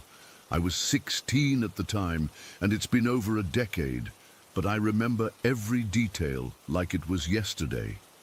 I've never shared this with anyone outside my immediate family because I know how it sounds, but I need to get this off my chest. Beth and I had been friends since middle school. She was this horror movie fanatic who always tried to get me to watch the latest slasher film with her. I wasn't big into horror, but we bonded over other stuff: music, video games, the usual teenage interests. Her dad was even more into horror than she was. Their house was basically a year-round Halloween showcase. I'd been to Beth's house plenty of times before, but this was my first overnight stay. My parents were going out of town for a wedding, and rather than staying with my grandparents who lived an hour away, Beth suggested I stay at her place. My parents were fine with it. They knew Beth's family well enough. When I arrived that Friday afternoon with my overnight bag, Beth immediately wanted to show me some new horror memorabilia her dad had picked up at a convention. Their garage was completely converted into what they called their Museum of Horror. It wasn't just Halloween decorations. They had actual movie props, limited edition posters, life-sized figures of horror villains, the works. It was impressive, but honestly a bit much for me. This is the original mask worn by an extra in The Bloodening 2, Beth said, pointing to a grotesque rubber mask in a display case. And Dad just got this signed poster from the director of Basement Dweller. I nodded along, pretending to be as excited as she was. Her dad was arranging some new additions on a shelf. He was a tall, broad-shouldered guy with a booming voice who always seemed to be grinning. "James, good to see you, buddy. What do you think of our latest acquisitions?" he asked, gesturing to the garage full of nightmare fuel. "It's really something," I replied, not knowing what else to say. The evening started out normal enough. We ordered pizza, watched some movies, thankfully not horror, and played video games in their living room. Around 10, we were sitting in the kitchen having ice cream when Beth casually dropped a bomb. "Did I ever tell you about the guy who used to own this house?" she asked, spooning chocolate ice cream into her mouth. "No," I said. "He hung himself from the ceiling fan in what's now my dad's bedroom," she said matter-of-factly. "They found him swinging there after neighbors complained about his mail piling up." I nearly choked on my ice cream. "What? Why would you tell me that right before I'm about to sleep here?" Beth laughed. "Relax, it happened like 15 years ago. Besides, if he was going to haunt anybody, he'd have done it by now." Her dad walked in at that moment. "Beth, stop trying to scare James," he said, but he was smiling as he said it. "Don't worry, James. No ghosts here, I promise." Despite their reassurances, I couldn't shake the uneasy feeling that had settled over me. When we finally went to bed around midnight, I was lying on an air mattress on Beth's bedroom floor while she took her bed. Her room was thankfully free of horror stuff. She kept all that in the garage. Instead, her walls were covered with band posters and photos of friends. I was exhausted, but sleep wouldn't come. I kept thinking about what Beth had said about the previous owner. Every creak of the house made me tense up. I must have eventually fallen asleep because I was jolted awake by what sounded like heavy footsteps in the hallway outside Beth's room. I checked my phone. It was 2:37 in the morning. The footsteps continued, slow and deliberate, like someone was pacing back and forth. Then there was a loud bang that made me jump. "Beth," I whispered, my heart racing. "Beth, wake up." She didn't stir. The footsteps had stopped after the bang. I lay there, frozen, straining to hear any other sounds. After what felt like an eternity but was probably only a minute or two, I heard something slide across the floor. I fumbled for my phone and turned on the flashlight. There, just inside the door, was a piece of paper that hadn't been there when we went to bed. My hands trembling, I got up and picked it up. Written in block letters were the words, "You don't belong here." "Beth," I said, louder this time, shaking her shoulder. "Beth, wake up." She groaned and rolled over. "What time is it?" "Someone slid this under your door," I said, showing her the note. Beth sat up, squinting at the paper. "What the hell?" "I heard footsteps and then a bang, and then this appeared," I explained, my voice shaking. "Is your dad still up?" "He should be asleep," she said, looking concerned now. "Let's go check." We crept out of her room and down the hall to her dad's bedroom. Beth knocked softly and pushed the door open when there was no answer. Her dad was sprawled across his bed, snoring loudly. The ceiling fan above him was spinning slowly, and I couldn't help but think about what Beth had told me earlier. "He's definitely asleep," Beth whispered. "Maybe you dreamed it?" "I didn't dream it," I insisted, still clutching the note. "Someone was walking outside your room, and they slid this paper under your door."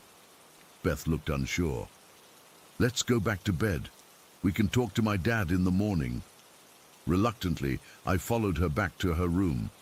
Beth fell back asleep almost immediately, but I was wide awake, staring at the door, waiting for something to happen.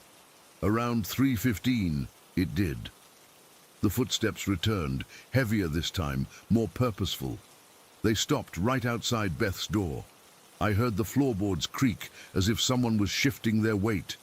Then came another bang, louder than before, like someone had slammed their fist against the wall. "Beth!" I hissed, reaching up to shake her again. Before she could fully wake up, I heard it, a deep, raspy male voice right next to my ear. "Get out!" It wasn't a shout or even particularly threatening in tone. It was calm, matter-of-fact, and terrifyingly close. I could almost feel the breath on my ear. I jerked away, scrambling backward until I hit the wall, my heart pounding so hard I thought it might explode. What is it?" Beth asked, fully awake now and alarmed by my reaction. "Someone just spoke in my ear," I said, my voice breaking. "They said get out. Someone was right here, Beth." She turned on her bedside lamp and looked around the room. "There's nobody here, James." "I'm calling my mom," I said, grabbing my phone with shaking hands. "I want to go home." "It's the middle of the night," Beth protested. "I don't care," I said, tears streaming down my face now. I was beyond scared. I was terrified in a way I'd never experienced before. "I heard someone speak right into my ear. They were right next to me, Beth." She looked genuinely concerned now. "Let me get my dad." Beth left the room, and I sat there with my back against the wall, not daring to move.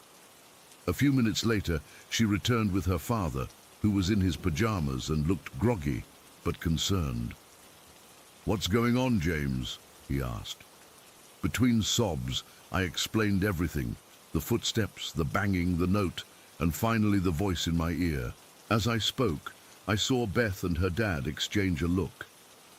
"James, I think we need to come clean," her dad said, sitting down on Beth's bed. "We were trying to prank you." I stared at them, not comprehending. "What?" "The horror stuff. The story about the previous owner. It was all set up for a prank," Beth explained, looking guilty now. "Dad slipped the note under the door, and we have speakers in my room that we can control remotely to make sounds." "But the voice in my ear?" I asked, still shaking. Her dad shrugged. "That was the speaker by your air mattress. It's directional, makes it sound like it's coming from right next to you." I looked around the room, trying to spot these supposed speakers. There was indeed a small black device on the bookshelf near my air mattress that I hadn't noticed before. "Why would you do that?" I asked, hurt and confused. "It was supposed to be funny," Beth said quietly. "We do it to all our friends. We didn't think you'd get this upset." "I want to go home," I said firmly. "Right now." Beth's dad sighed. "I'll call your mom. I'm really sorry, James. We took it too far." He left to make the call, and Beth tried to apologize again, but I wasn't having it. I packed my stuff while we waited for my mum to arrive. The ride home was silent. My mum could tell I was upset, but didn't push for details. It wasn't until the next day that I really started thinking about what had happened. The footsteps, the banging, the note, all of that could be explained by their prank. But the voice in my ear bothered me. Beth's dad had said it came from a speaker near my air mattress, but I distinctly remembered the voice coming from the opposite direction, and it hadn't sounded like it was coming through a speaker. It felt like someone was right there, their lips practically touching my ear. I also couldn't shake the feeling that Beth and her dad had seemed genuinely surprised by my reaction to the voice, almost as if that part wasn't planned. I never stayed at Beth's house again. We drifted apart after that night, partly because I couldn't get past what they'd done, but also because I couldn't shake the feeling that something else had happened that night, something they hadn't planned. Years later, out of curiosity, I looked up the history of their house. There had indeed been a previous owner who died in the house, though not by suicide as Beth had claimed. He'd had a heart attack. But here's the thing that still gives me chills. According to the article I found, he'd been a security guard who'd worked night shifts. His name was Gerald Hewitt, and he died in the house in 2002, exactly 15 years before my stay at Beth's. I don't know what to believe. Maybe Beth and her dad were telling the truth about the prank. Maybe my imagination, fueled by their horror obsession and that story about the previous owner, created the voice in my ear. But sometimes, when I'm alone at night, I still hear that calm, matter-of-fact voice. "Get out." And I wonder if Gerald Hewitt was trying to warn me about something in that house, or if he simply didn't want me there in what he still considered his home. Whatever the truth is, I've never experienced anything like that night again, and I hope I never will. Story 10. I can't stop shaking as I'm typing this. It's been almost 2 days, and my hands still tremble when I think about what happened Thursday night. I need to get this out, to tell someone, because I'm scared to even close my eyes now. I live in Maplewood, Massachusetts. It's usually such a quiet town, the kind where nothing ever happens. I share a house with my roommate Jessica, who's lived here longer than I have. My German Shepherd Max stays with me. He's normally pretty aloof, not the cuddly type at all. He mostly keeps to himself, occasionally acknowledging me with that dignified nod dogs give you when they respect you, but aren't interested in being your best friend. That's why his behavior Thursday night was so bizarre. It started around 11 p.m. I was getting ready for bed, just my normal routine, brushing my teeth, washing my face, checking that the doors were locked. Max was pacing, not just the usual pre-bedtime circle, but moving anxiously between my bedroom and the hallway. I didn't think much of it at first. I got into bed around 11:30 and started scrolling through my phone. Max wouldn't settle. He kept going to my bedroom doorway, standing rigid and growling. Not barking, just this low, continuous growl that made the hair on my arms stand up. "Max, what's wrong?" I remember asking him. He just kept staring into the darkness of the hallway. I got up to check, thinking maybe Jessica had come home early from her night shift. Nothing. The house was empty except for us. I turned on all the lights, checked the locks again. Everything was secure. When I came back to bed, Max was still growling. I tried to ignore it, but it was unsettling.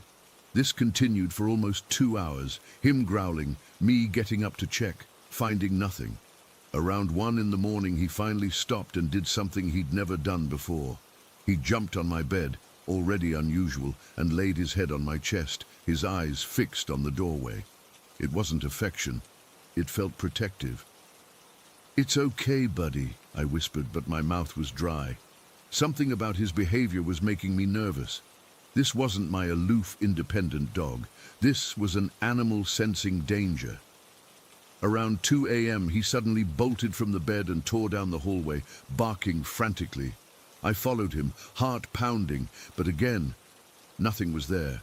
Just the empty hallway, the kitchen with its gleaming countertops, the living room with shadows from streetlights making patterns on the floor. Normal, everything was normal, but Max wouldn't calm down. He repeated this twice more, racing to the other side of the house, barking like he was confronting something terrible. After the third time, I was worried about waking Jessica when she got home, so I closed my bedroom door. Max didn't like that. He scratched at it briefly, then returned to the bed, laying across the foot of it, his eyes never leaving the door. I must have fallen asleep eventually. I remember checking my phone at 2:40 something and then drifting off despite Max's tension. What happened next? I woke up suddenly. No sound, no movement had disturbed me, just a terrible feeling of wrongness. My room was dark. I always sleep with blackout curtains, but I could make out the familiar shapes of my furniture. Max wasn't on the bed anymore. I felt something beside me, not on the bed but next to it. I turned, still groggy, and what I saw, it was like smoke, but blacker than black. A darkness that seemed to absorb the shadows around it. It had a faint glow outlining it, not bright, but like the edges of a solar eclipse. And it was moving, shifting, pulsing. I felt pressure on my back, near my shoulder blade, like something was pressing, pushing, trying to get in. I can't explain it better than that. It felt like it was trying to enter my body through my back or head. I rolled over to face it fully, my mind still not processing what I was seeing. The entity, I don't know what else to call it, moved with me. It shifted position, hovering closer to my face now. That's when I screamed. Not a movie scream, not theatrical, a raw, primal sound that tore from my throat without conscious thought. I leaped from the bed, tangling in my sheets and crashing to the floor. Max was barking somewhere, but I couldn't see him. All I could focus on was getting to my door. I scrambled across the floor, but as I reached the halfway point between my bed and the door, the entity manifested directly in front of me. On the floor, it looked different, more solid. It was wider than it was tall, maybe 1.5 feet in height, but 3 or 4 feet across. It was darker than my unlit room, a void that seemed to pull at my vision, and it had appendages, 2 arm-like extensions reaching toward me. I can't describe the terror I felt. It wasn't just fear. It was a bone-deep, primal horror. Every cell in my body was screaming wrong. I don't remember how I got around it. I just remember suddenly being at my door, my hands shaking so badly I couldn't grip the knob properly. It took 3 attempts to turn it, all while feeling that thing moving closer behind me. When I finally got the door open, I didn't look back. I ran straight to Jessica's room and pounded on her door. She had just gotten home from her shift and was still awake. "Sarah, what the hell?" she said when she opened the door. I must have looked terrified because her irritation immediately turned to concern. I couldn't speak coherently. I was hyperventilating, gesturing back toward my room. Jessica grabbed her phone and used the flashlight to look down the hallway. "There's nothing there," she said. "Just Max. He's sitting outside your door." I still couldn't go back. Jessica let me sit in her room while she checked mine. She turned on all the lights, looked under the bed, in the closet. Of course, she found nothing. When I finally calmed down enough to go back to my room to check the time, it was 3:36 a.m. Something in me knew, absolutely knew, that it had happened at 3:33. I can't explain why I'm certain of that, but I am. I didn't sleep the rest of the night. I sat on Jessica's floor with Max pressed against me, shaking uncontrollably. I couldn't stop trembling, even when the sun came up, even when Jessica made me tea and tried to convince me it was just a nightmare. I couldn't stop shaking. I called in sick to work. I couldn't imagine driving, couldn't imagine being alone. The shaking continued all day Friday. Jessica stayed home with me, worried. She's known me for 3 years and said she's never seen me like this. When I finally called my mom Friday night, just needing to hear her voice, something horrifying happened. As I described what I'd seen, she went quiet. Then she said, "Sarah, don't you remember? This happened before." I didn't know what she was talking about at first. Then it hit me, a memory I'd completely suppressed. 2 years ago, when I was staying at my mom's house between apartments, I'd experienced the exact same thing. The exact same type of entity had tried to enter me through my back. I'd forgotten it entirely until my mom reminded me. That's when she told me something that makes me never want to sleep again. She said she's experienced the same thing twice in her life. The same black smoke-like entity with the glowing outline, the same overwhelming feeling of evil. "They're real," she told me, her voice shaking. "I don't know what they are, but they're real." I haven't slept more than an hour at a time since Thursday night. Every time I close my eyes, I feel it watching, waiting. Max won't leave my side now. He sleeps pressed against me, constantly alert. What terrifies me most is the thought that keeps circling in my mind. What if these things are attaching themselves to us when we sleep? What if they're using our bodies as vessels and we don't even know it? What if they're passing down through generations, following bloodlines? I keep thinking about the timing. 3:33 a.m. The witching hour is supposedly 3 a.m. Was that significant? Was it trying to enter me at that specific time for a reason? I don't know if I'll ever have answers. All I know is that I'm afraid to sleep in my room again. I'm afraid to close my eyes. I'm afraid that next time I might not wake up in time to stop it. It's almost midnight now as I finish typing this. Jessica thinks I should see someone, talk to a therapist. Maybe I will. But what if they just think I'm crazy? What if they can't help? What if it comes back tonight? Max just started, growling again. Story 11. I've never told this story before. I'm still not sure what exactly happened to me, but I know it was real. Sometimes I wake up in the middle of the night thinking about it, and I have to turn on all the lights in my house just to feel safe again. This all happened when I was in middle school. I was around 13, and like a lot of kids that age, I went through a phase where I thought graveyards were cool. Me and my friends would hang out there after school sometimes. Nothing crazy. We weren't vandalizing anything or doing satanic rituals or whatever. We'd just sit around and talk, trying to spook each other. My parents didn't know about it. They barely noticed what I was doing anyway, unless it inconvenienced them. The first time I saw one of the shadows, I was walking home from a friend's house. It was getting dark, and I was cutting through the park. I got this weird feeling like someone was watching me, and when I turned my head, I caught something dark moving in my peripheral vision, just for a split second. When I turned to look directly at it, there was nothing there. I didn't think much of it. Weird stuff happened to me all the time. I've always been kind of sensitive to things, I guess.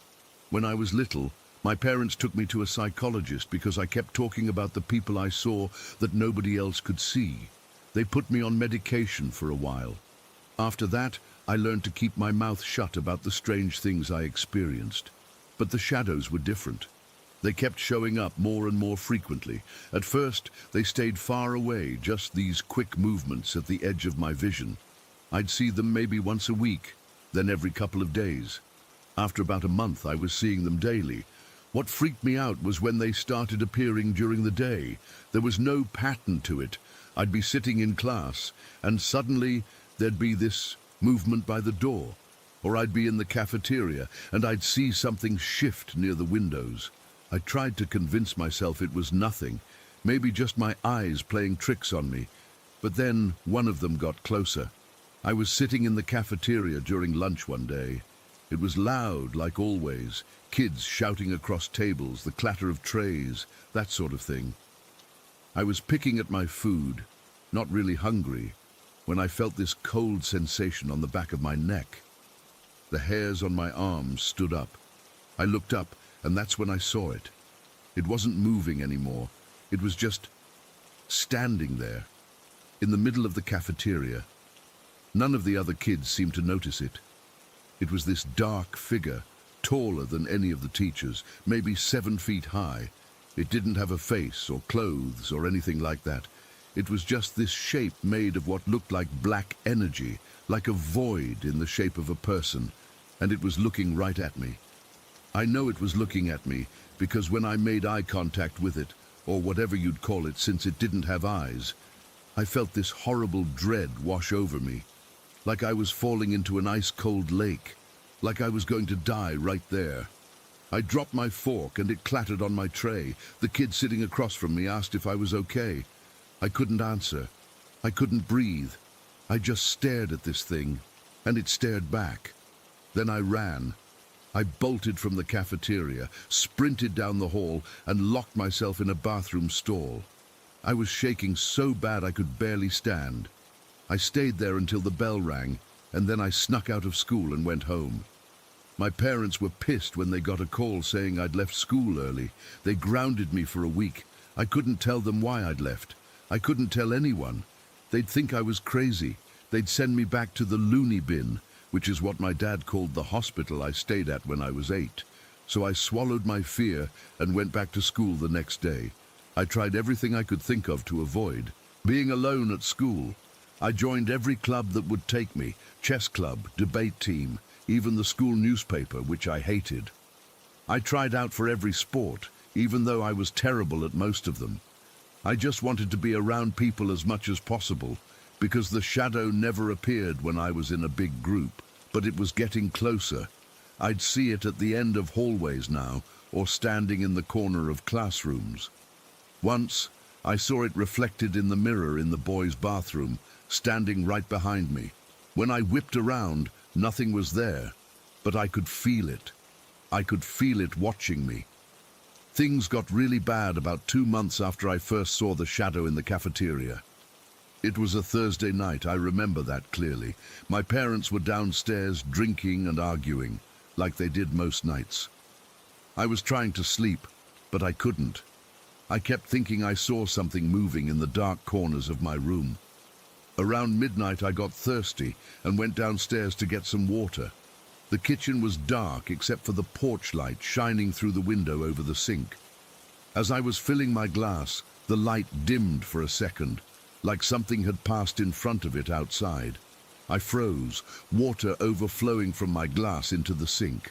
I set the glass down and slowly turned to look out the window. There was nothing there, just the empty porch and the yard beyond it. I let out a breath I didn't realize I'd been holding and decided to make some warm milk to help me sleep.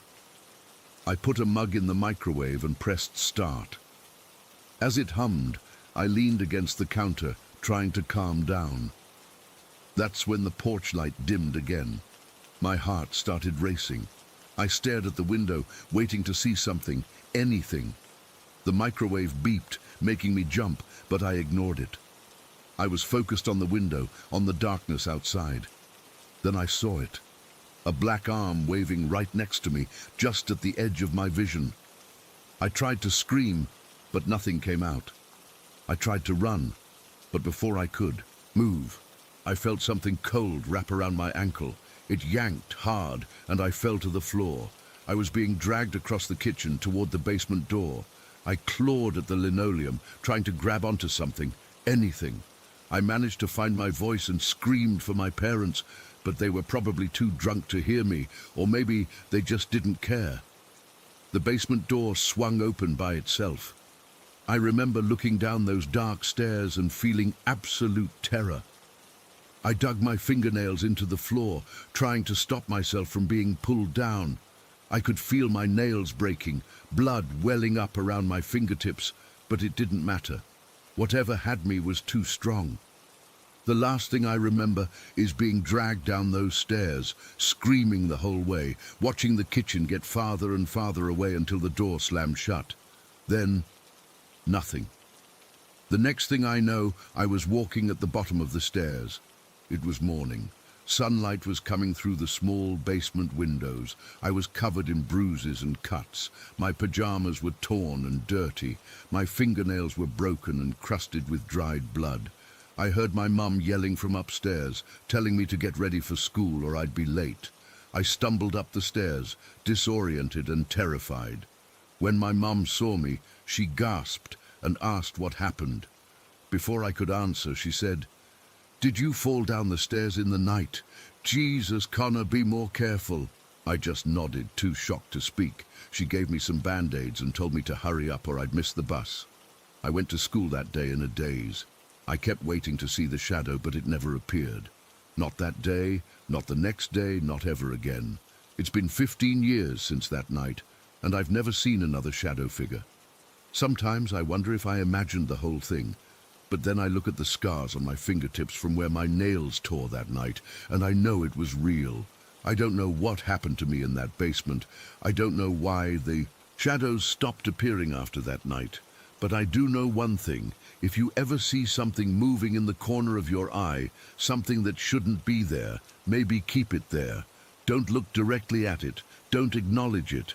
Because once it knows you can see it, it won't stop until it gets you. And next time, I might not be lucky enough to come back. Story 12. I've never been the type of person who remembers dreams. Most mornings I'd wake up with maybe a vague feeling, but no actual memories of what happened while I slept. My wife, Rebecca, always thought that was weird, since she could recall her dreams in vivid detail. It became a bit of a running joke between us. She'd spend breakfast telling me about her wild dream world adventures, while I just shrugged and sipped my coffee. That all changed about 6 months ago. It started on a Tuesday night in January. Nothing special about that day. I went to work, came home, had dinner with Rebecca, walked our dog Max, and went to bed around 11. But that night, for the first time I could remember, I woke up with a dream still perfectly clear in my mind. I was standing in the hallway right outside our bedroom. Everything looked normal, except for this thing, clinging to the corner where the wall meets the ceiling. I still get goosebumps trying to describe it. It looked vaguely human, but wrong in every possible way. Its skin was this sickly, pale white color, stretched so tight over its bones that I could see every joint and angle underneath. The limbs were too long, too thin, and its eyes completely black.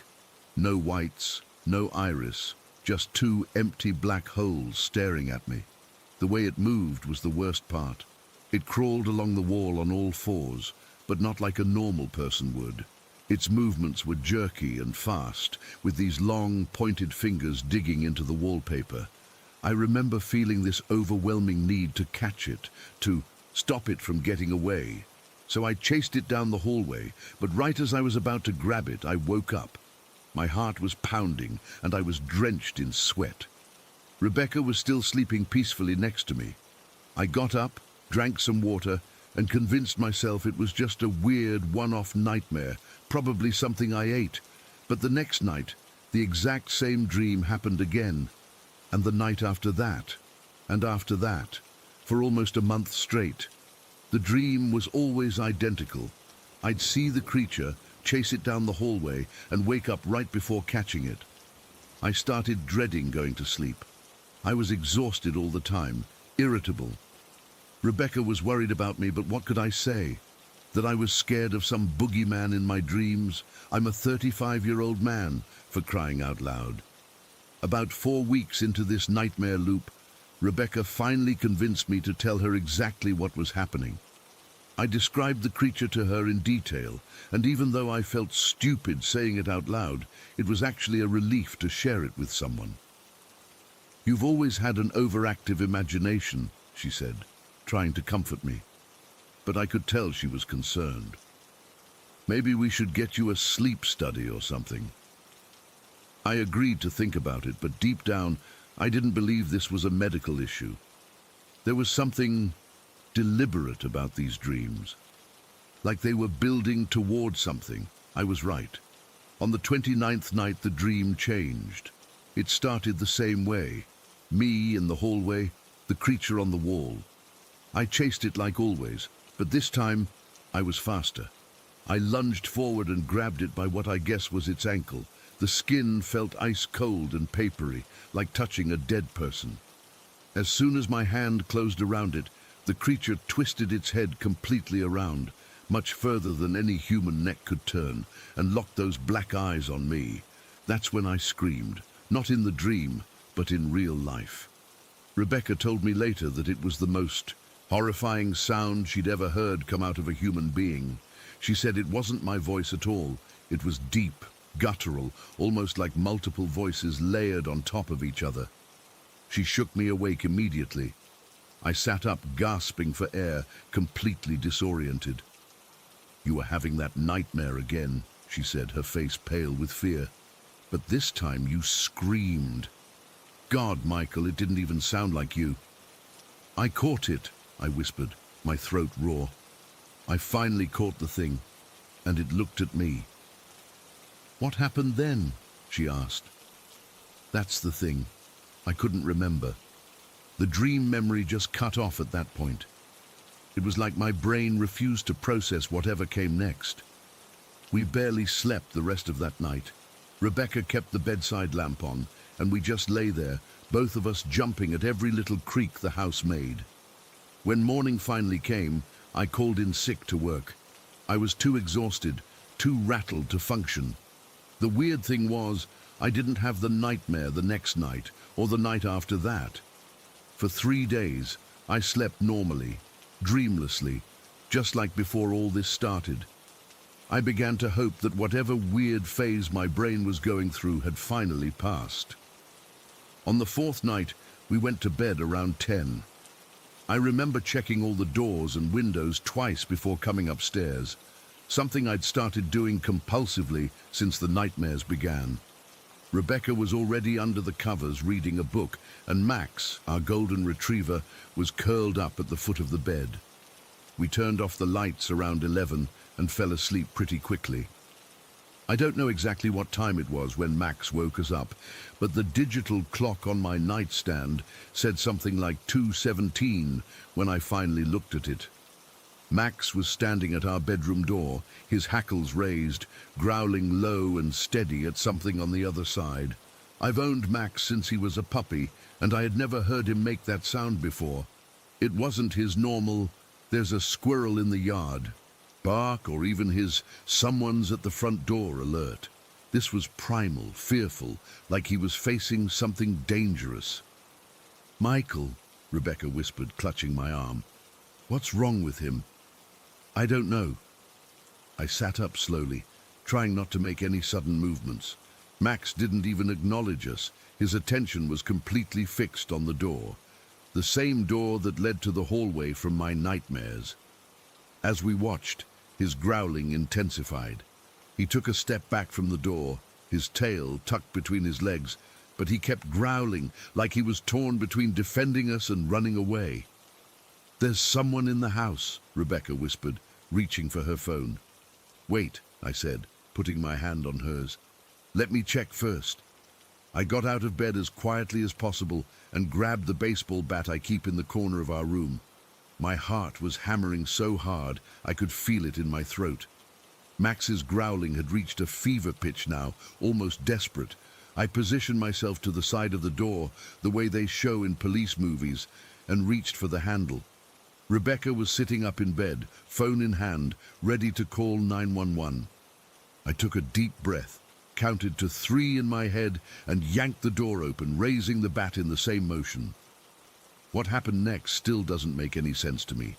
There was this blinding flash of white light, not like a camera flash, more like looking directly into the sun. It was impossibly bright, filling the entire doorway and spilling into our room. I instinctively threw my arm up to shield my eyes, dropping the bat in the process.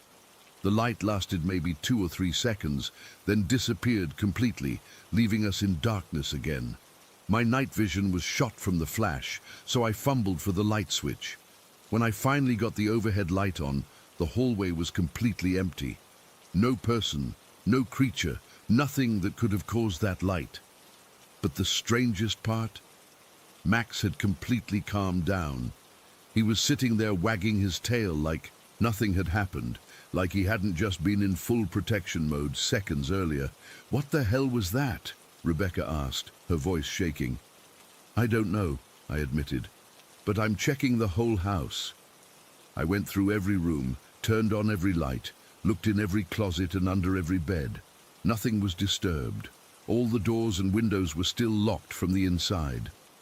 There was absolutely no evidence that anyone or anything had been in our house. When I got back to the bedroom, Rebecca was sitting on the edge of the bed, petting Max. "Find anything?" she asked. "Nothing," I said, putting the bat down. "It's like nothing happened." We didn't go back to sleep that night. We just sat there talking, trying to make sense of what we'd experienced. By the time the sun came up, we had no answers, just a mutual agreement to not tell anyone about it because we'd sound completely insane. The nightmares never came back after that night, not a single one. It was like whatever that flash of light was, it had scared away the creature for good. I should have been relieved, but honestly, it just left me with more questions than answers. About 2 months ago, Rebecca and I were having dinner, and somehow we got on the topic of weird experiences. I hadn't thought about the nightmare incident in a while, but Rebecca brought it up. "Remember that thing from your dreams?" she asked. "The pale creature on the wall?" I nodded, not particularly wanting to revisit those memories. "You told me once, before we got married, about seeing a face outside the kitchen window in this house," she continued. "You said it scared the hell out of you. Was that anything like what you saw in your dreams?" I froze with my fork halfway to my mouth. She was right. I had told her that story years ago, back when we first moved in together. One night, maybe 2 years before I met Rebecca, I was washing dishes at the kitchen sink when I glanced up and saw a pale white face staring in at me from the darkness outside. It was just for a split second, and at the time I convinced myself it was a reflection or a trick of the light.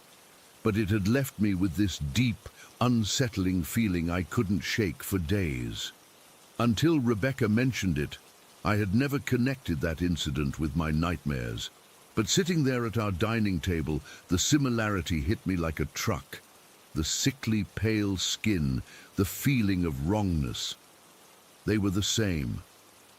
"They were the same thing," I said quietly, putting down my fork. "How did I not realize that?" Rebecca looked at me, concern etched across her face. "What do you think it means?" I shook my head.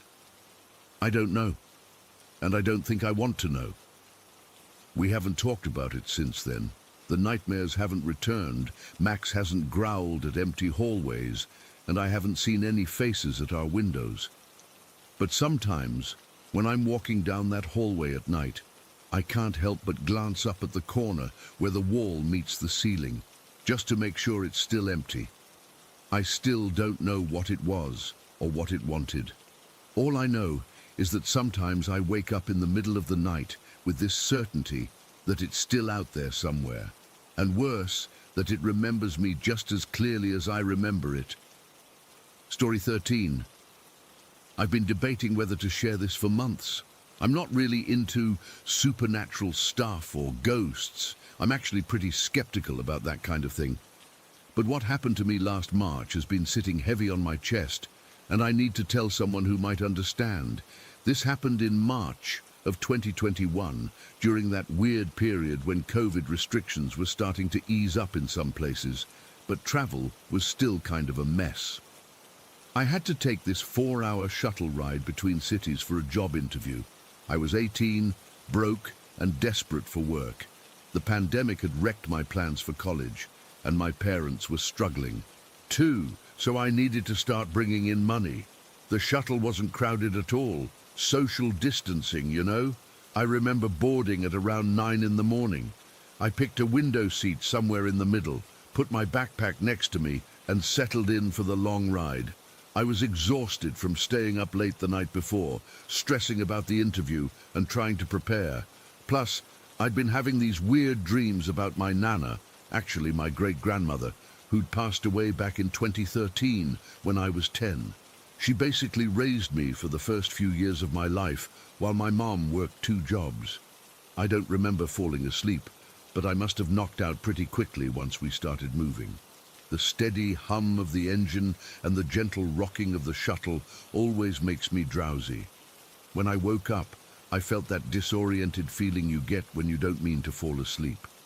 My neck was stiff from leaning against the window and my mouth was dry. I blinked a few times, trying to figure out how long I'd been out. The scenery outside had changed completely. We were passing through some small town I didn't recognize. That's when I noticed we had picked up some new passengers while I was sleeping. There was a man sitting in the seat in front of me now. I could only see the back of his head, dark hair with some grey streaks, wearing what looked like a brown jacket. And next to me, where my backpack had been, there was a woman sitting there. My backpack was now on the floor between my feet. At first, I was just confused. I didn't remember anyone asking me to move my bag. The woman must have seen the look on my face because she smiled at me. She was young, maybe in her 20s or early 30s, with this incredibly beautiful face, high cheekbones, clear skin, and the most expressive dark eyes I've ever seen. Her hair was done in these intricate braids that seemed familiar to me somehow.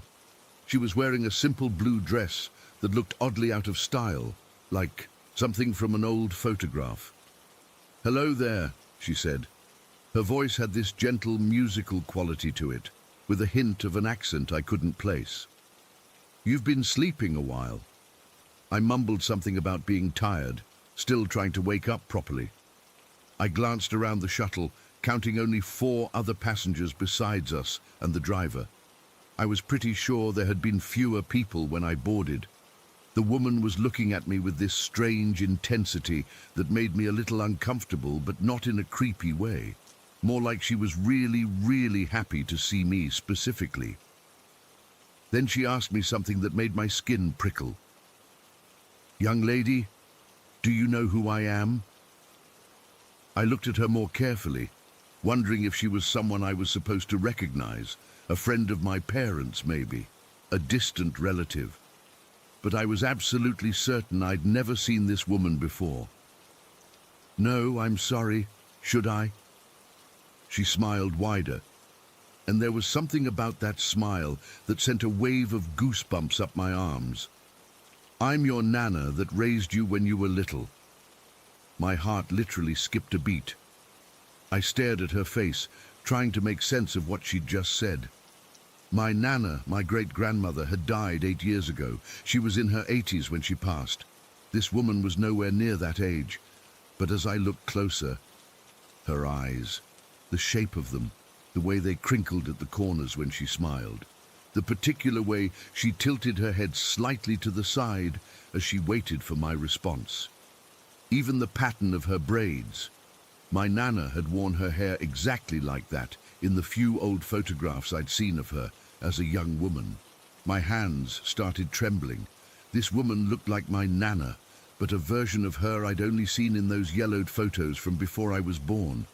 Even younger than in those pictures, actually. That's not possible," I whispered, but even as I said it, I felt this bizarre certainty growing inside me. She reached out and took my hand. Her skin was warm, not cold like you'd expect from a ghost or whatever, but there was something not quite normal about the touch. It felt both solid and somehow insubstantial at the same time, like if I closed my eyes, I might not be able to feel it anymore. "I know it's confusing, baby," she said, using the endearment my Nana always used for me, "but I wanted to see you. You've grown into such a beautiful young woman." That's when I noticed something else strange, a kind of soft glow around her. Not like a halo or anything dramatic, more like she was somehow better lit than everything else in the shuttle, even though we were sitting in the same light. My eyes filled with tears. I couldn't explain what was happening, but I felt my Nana's presence with absolute certainty. It was her, impossibly young, impossibly present, but definitely her. "How are you here?" I managed to ask, my voice cracking. She just shook her head gently. "Some things don't need explaining, baby. I just needed to check on you. You've been having such a hard time lately." The tears spilled over then. She was right. The past year had been awful. The pandemic, losing my part-time job, my mum's health scare, the constant anxiety about the future. I'd been trying so hard to hold it together, to be strong for my family. But inside, I was falling apart. "I miss you so much," I sobbed. Not caring if the other passengers thought I was crazy for crying to a stranger, she squeezed my hand and used her other hand to wipe away my tears, just like she used to when I was little. "I know, baby. I miss you too. But I'm always watching over you. You know that." We sat in silence for a few minutes, her hand still holding mine. I was afraid to blink, terrified that she might disappear if I took my eyes off her for even a second. "You're on your way to that job interview," she said, not asking but stating. There was no way she could have known that. I nodded. "You'll do just fine. You've always been a hard worker, just like your mother. Just remember what I always told you." And then she said words that made my blood freeze. "Be strong, wear a smile, and carry on." Those words, those exact words, they're from this old Vol.310 song called "Till the Lights of London Shine Again." My Nana used to quote it all the time when saying goodbye to anyone. It was her thing. She'd been a young girl in London during the war, and that song had special meaning for her. No one could have known that phrase's significance to her, to us. It was our private goodbye ritual. She'd say those words, and I'd finish the verse, "Till we meet once again." But I couldn't get the words out now. I just stared at her, tears streaming down my face. The shuttle started to slow down, and I realized we were approaching a stop. I hadn't been paying attention to where we were, but we were definitely not at my destination yet. "I have to go now," she said softly.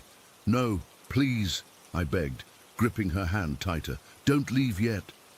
"You'll be all right, baby. You're stronger than you know." She gently extracted her hand from mine. "Take care of yourself." The shuttle came to a complete stop. The man in front of us stood up and walked to the exit without looking back. My Nana, this impossible young version of her, stood too. I wanted to follow her, to beg her to stay, but I found I couldn't move. It was like my body had turned to stone. She looked back at me one last time from the doorway of the shuttle. "Till we meet once again," she said, completing our ritual. Then she stepped out, and the doors closed behind her. I pressed my face against the window, desperate to keep her in sight. The man was walking away down the street, but my Nana, she was just gone. One second she was stepping off the shuttle, and the next, nothing, like she'd vanished into thin air. I sat there in shock as the shuttle pulled away from the stop. My cheeks were wet with tears, and my hand still felt warm where she'd held it. For the rest of the journey, I kept replaying the conversation in my head, trying to convince myself I'd dreamed the whole thing. But I knew I hadn't been asleep, and my backpack was still on the floor, where it had been moved to make room for her. When I finally reached my stop, I asked the driver about the woman who'd gotten off at the previous stop. He looked at me strangely and said, "What woman? Only that businessman got off back there." I tried to describe her, but he just shook his head. "Sorry, miss. Just the man in the brown jacket." It's been 5 months since that day. I got the job, by the way, and things have slowly started getting better for my family. Sometimes when things get tough, I hear her voice in my head. "Be strong, wear a smile, and carry on." I've told no one about this until now. Who would believe me? I'm not even sure I believe it myself. But I know what I saw, what I felt. My Nana came back, somehow, looking like she did in her youth, to check on me when I needed her most. I've researched near-death experiences, grief hallucinations, all kinds of psychological explanations. None of them feel right. What happened on that shuttle defies explanation, At least any explanation I can make sense of. All I know is that for a brief moment on a 4-hour shuttle ride, I got to see my Nana again. And sometimes late at night when I can't sleep, I swear I can feel her presence in the room with me, watching over me just like she promised. Has anyone else ever experienced something like this? Am I losing my mind? Or is there more to our reality than what we can usually perceive? I need to know I'm not alone in this. Story 14. I still get goosebumps thinking about it. It's been almost 5 years, but I remember that night like it happened yesterday. This is my first time sharing this outside my immediate circle, but I feel like I need to get it off my chest. My family moved to this old property in rural Connecticut when I was 14. The main house was built in the 1970s, but the barn at the back of our property dated back to at least the 1920s, maybe earlier. My dad, who's a bit of a history buff, told us that our land was right in the path of the Revolutionary War. Apparently, there had been skirmishes nearby, and soldiers from both sides had passed through. I thought that was pretty cool at first. The barn became my sanctuary when I turned 18. My parents were pretty strict, but they let me use the upstairs loft as a hangout space. I fixed it up with an old couch, some floor lamps, a small table, and a mini fridge. It was the perfect spot to get away from my parents and younger siblings. I spent countless hours up there, playing guitar, writing music, and occasionally smoking weed when my parents were asleep. Nothing strange ever happened there when I was with friends. We'd stay up late talking and laughing, and everything felt normal. But when I was alone, that's when things got weird. It was a Friday night in October, around 11:30. My parents had gone to bed, and my siblings were at friends' houses for sleepovers. I grabbed my acoustic guitar, a small baggie of weed, and headed out to the barn. The night was clear but cold, with a full moon lighting up the path from our house to the barn. I remember the crunch of fallen leaves under my feet and the distant hooting of an owl somewhere in the woods behind our property. The barn had 2 floors, the ground level where we kept tools, lawn equipment, and my dad's workbench, and the loft upstairs where I had my space. The stairs to the loft were old and creaky, and I knew exactly which steps to avoid to keep quiet when I was sneaking out there late at night. I'd left the small space heater running earlier, so the loft was warm and cozy when I got there. I settled in on the couch, rolled a joint, and started strumming my guitar. I wasn't playing anything in particular, just noodling around with some chord progressions I'd been working on. After about an hour, I was pretty high and deep into a rhythm when I heard it. Footsteps. Slow, deliberate footsteps coming up the wooden stairs to the loft. At first, I thought it was my dad coming to check on me. He sometimes did that if he woke up and noticed the barn light was still on. I stopped playing and waited, listening to the steady creaking of the steps. Whoever was coming up was taking their time, one step at a time, with a pause between each one. Then came the knock on the door. 3 distinct knocks, evenly spaced. I called out, "Come in, Dad," thinking he was just being polite instead of barging in on me. But nobody opened the door. 3 more knocks, a bit louder this time. I got up, walked over to the door and opened it, expecting to see my father standing there with his arms crossed, ready to lecture me about staying up too late. There was nobody there.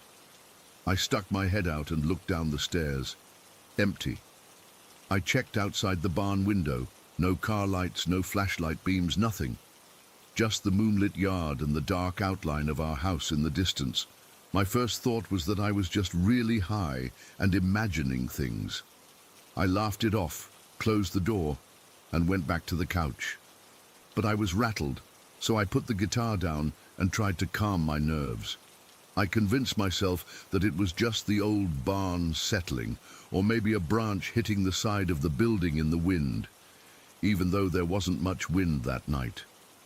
I picked up my guitar again and started playing, trying to get back into the zone. About 15 minutes later, it happened again. Footsteps on the stairs, the same slow, methodical pace, one step at a time. Creak, pause, creak, pause. I stopped playing and held my breath, straining to listen. The footsteps continued until they reached the top of the stairs. Then 3 knocks on the door, firm and deliberate. My heart was racing. I was frozen in place for a few seconds. Then I managed to call out, "Who's there?" No response, just 3 more knocks, louder than before. I stood up, my legs feeling like jelly, and approached the door. I hesitated with my hand on the doorknob, took a deep breath, and yanked it open quickly. Again, nobody was there. This time I stepped out onto the small landing at the top of the stairs and looked around frantically. The moonlight was streaming through the window at the end of the hallway, illuminating the entire staircase. There was absolutely no one there, and nowhere anyone could have hidden in the few seconds it took me to open the door. I'm not ashamed to admit that I panicked. I quickly grabbed my phone and my jacket, left the guitar, and practically flew down those stairs. I didn't even bother turning off the lights or the space heater. I just wanted to get the hell out of there. I sprinted back to the house, constantly looking over my shoulder, feeling like something was watching me from the darkness. I slipped in through the back door, locked it behind me, and didn't relax until I was safely in my bedroom with the door closed. I didn't tell my parents what happened. I knew my dad would either think I was making it up or that I was just paranoid from smoking weed, so I kept it to myself. But I avoided going to the barn alone at night for a couple of weeks after that. Eventually, I convinced myself that it had been my imagination, or maybe I'd fallen asleep briefly and dreamed the whole thing. So about 3 weeks later, I decided to go back to the barn one evening when everyone else was busy with a movie in the house. Nothing happened that time or the next few times I went out there. I started to feel stupid for being so scared. I went back to my routine of hanging out there alone sometimes, and everything was fine for a while. Then, about 2 months after the first incident, my friend Mike asked if he could crash in the barn loft after a party because it was closer than driving back to his place. My parents were cool with it, so I set him up with some blankets and a pillow on the couch. I went back to the house to sleep in my own bed. The next morning, I woke up to find Mike sitting at our kitchen table, looking like he hadn't slept at all. His face was pale, and he was clutching a cup of coffee like his life depended on it. "Dude, what happened to you?" I asked. He looked up at me with bloodshot eyes. "I left around 3 in the morning, drove home." "Why? What happened?" He took a deep breath. "Someone kept knocking on the door." My blood ran cold. I sat down across from him as he told me what had happened. He'd fallen asleep around midnight, only to be woken up around 2:30 a.m. by the sound of heavy footsteps coming up the stairs. Then came the knocking, 3 distinct knocks on the door. He thought it was me, so he got up and opened it. Nobody was there. He checked the stairs and outside, just like I had done, but found nothing. Thinking it was just the old building making noises, he went back to sleep. 30 minutes later, it happened again. Footsteps, then knocking. He opened the door to an empty hallway. The 3rd time it happened, he didn't even bother opening the door. He grabbed his stuff, ran to his car, and drove home in the middle of the night. As Mike told me this story, I felt a mixture of validation and terror. It wasn't just me. I wasn't imagining things or having some kind of weed-induced hallucination.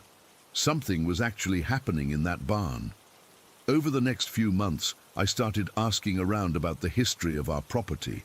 I learned from an elderly neighbor that the land had changed hands many times over the years. The barn had been there long before our house was built. She didn't know of any specific tragedies that had occurred there, but she did mention that several previous owners had commented on strange occurrences in and around the barn. I also started noticing other things. Sometimes tools would be moved from where my dad had left them. The barn lights would turn on and off by themselves. Once, my little sister claimed she saw what she called floating misty things near the hayloft when she went to get her bike. Eventually, I told my parents about what Mike and I had experienced. To my surprise, my dad nodded solemnly and admitted that he'd heard the knocking too, on several occasions when he was working late in the barn. He'd always assumed it was me or one of my siblings playing tricks on him. We came to accept that our barn was haunted. As crazy as it sounds, we all just adapted to it. My dad even started acknowledging whatever was there, giving a little nod toward the loft whenever he entered the barn, as if to say, "I know you're here and I respect that." I still use the barn loft as my hangout space, but never alone at night anymore. Whatever or whoever is in there seems to only make itself known when someone is alone after dark. It's never done anything threatening, just those footsteps and that persistent knocking, as if it's asking permission to enter a space it probably thinks still belongs to it. Sometimes I wonder who it might be. A Revolutionary War soldier, a former owner, or something that was never human at all. I guess I'll never know. But I've made my peace with it. The knocking still happens occasionally, but only when someone's alone in there at night. It's just become part of the property's character, a presence we've learned to live with. The strangest part, I don't feel scared anymore. There's something almost comforting about knowing that whatever is in the barn has been there for decades, maybe centuries, and has never harmed anyone. It just wants to be acknowledged, to remind us that we're not the first to occupy this space, and we won't be the last. Story 15. I still can't explain what happened that night in the Appalachian Mountains. It's been 3 months, and I haven't told many people because I know how it sounds. But I need to get this off my chest, and maybe someone here has experienced something similar. My girlfriend Jen and I had been planning a weekend getaway for months. We both worked crazy hours at our jobs in Charlotte and desperately needed to disconnect. We found this beautiful cabin near Seven Devils, North Carolina, a small place tucked away in the Blue Ridge Mountains. The pictures online looked amazing. Floor-to-ceiling windows, a hot tub on the deck, and total seclusion. Perfect for a romantic weekend, right? We arrived on a Friday afternoon in January. The drive up was gorgeous but nerve-wracking. The cabin was perched on the side of the mountain, and the only way to reach it was via this narrow, winding road that hugged the cliff edge. There were no guardrails, and in some spots, the drop-off must have been at least 200 feet. Jen kept gasping every time we rounded a bend, and I white-knuckled the steering wheel the entire way up. As we climbed higher, I noticed these weird wooden carvings nailed to trees along the road, faces carved into wood with hollowed-out eyes and gaping mouths. They looked old and weathered. Jen thought they were quaint and rustic, but something about them made me uneasy. They seemed to be watching us. The cabin itself was even better than the pictures. It was mostly windows on the side facing the valley with this breathtaking panoramic view of the mountains. The owner had left us a bottle of wine and a note welcoming us. The place was spotless and modern inside, with a massive stone fireplace and a kitchen nicer than the one in our apartment. We spent that afternoon settling in, unpacking, and enjoying the view. After dinner, we decided to try night snow tubing at one of the nearby resorts. It was exhilarating, flying down those slopes in the dark, with just the floodlights illuminating the snow. We had a blast, laughing like kids and racing each other down the hill. By the time we got back to the cabin, it was close to midnight. The temperature had dropped significantly, and the wind had picked up. The cabin creaked and groaned as gusts hit it from all sides. We weren't concerned, though. It was built solid, and the owner had mentioned in the welcome binder that mountain winds could get pretty intense. We had a couple glasses of wine by the fire and eventually headed to bed around 1 in the morning. I remember double-checking that the front door was locked. It had one of those deadbolts that you turn manually. The door itself had a large window pane in the top half, so you could see outside onto the front porch. I distinctly remember turning the lock and giving the door a tug to make sure it was secure. I've always been paranoid about checking doors and windows before bed. I fell asleep almost immediately, exhausted from the drive and the snow tubing. But at around 4 in the morning, I woke up suddenly, drenched in sweat. The bedroom was freezing, but I was burning up. something felt off. I had this overwhelming sense of unease, like someone was watching me. I tried to shake it off, telling myself it was just being in an unfamiliar place. Jen was sound asleep next to me. I decided to get up and use the bathroom, thinking maybe I just needed to cool down. The bathroom was across the main living area from the bedroom. As I walked through the dark cabin, I noticed how absolutely silent everything was. The wind had died down completely. No creaking, no rustling trees outside, just dead silence. After using the bathroom, I splashed some cold water on my face and headed back toward the bedroom. That's when I saw it. The front door was standing wide open. My first thought was that I'd somehow forgotten to lock it properly and the wind had blown it open. But I vividly remembered checking it, and there was no wind now, not even a breeze. The night air was completely still. I stood there frozen for a moment, staring at the open door. Through the doorway, I could see the porch and the dark woods beyond. Nothing moved out there. I listened for any sounds, footsteps, voices, anything. But there was only that eerie silence. Finally, I worked up the courage to approach the door. I peeked outside, half expecting to see someone standing there, but the porch was empty. I quickly closed the door, turned the deadbolt, and then checked it 3 times to make sure it was properly locked. I even pulled on the handle to confirm it wouldn't open. My heart was pounding as I backed away from the door. I told myself there had to be a logical explanation. Maybe the lock was faulty. Maybe I really had forgotten to secure it properly. The cabin was remote. The nearest neighbor was at least half a mile away. Who would come all the way up here in the middle of the night? I was about to head back to bed when I heard it. A soft click from the direction of the door. I turned around slowly. The deadbolt was turning, by itself.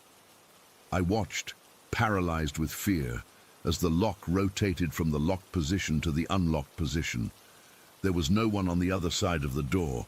I could clearly see through the window pane that the porch was empty. But the lock was moving, as if an invisible hand was turning it. Then, slowly, the door began to swing open. I couldn't move. I couldn't breathe. I couldn't even scream. I just stood there watching as the door opened wider and wider, revealing nothing but darkness outside. The door stopped when it was fully open, as if inviting something in, or inviting me out. After what felt like an eternity, my survival instincts finally kicked in.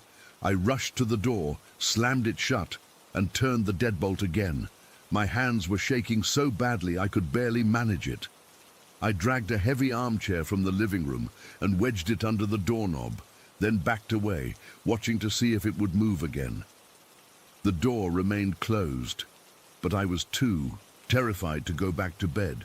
I grabbed my phone and sat on the couch facing the door, ready to call 911 if needed, though what would I even say? Hello, my door is opening by itself. They'd think I was crazy or drunk. I sat there for the rest of the night, watching the door, jumping at every little sound the cabin made. I didn't wake Jen. What would I tell her? I had no explanation for what I'd seen. Part of me wondered if I'd imagined it, if I'd been sleepwalking or having some kind of waking nightmare. Around 6:30 in the morning, as the first hints of dawn appeared, I heard a new sound. It was coming from the woods surrounding the cabin, a deep, hollow knocking. Knock, knock. Then silence for about 30 seconds. Then again, knock, knock. It continued with the same rhythm. 2 knocks, followed by a long pause. It wasn't random. It was deliberate. Sometimes it seemed to come from one direction. Then it would shift to another part of the forest. Knock, knock, pause, knock, knock. I told myself it was just trees knocking together in the wind, but there was barely any wind, and the sound was too regular, too purposeful.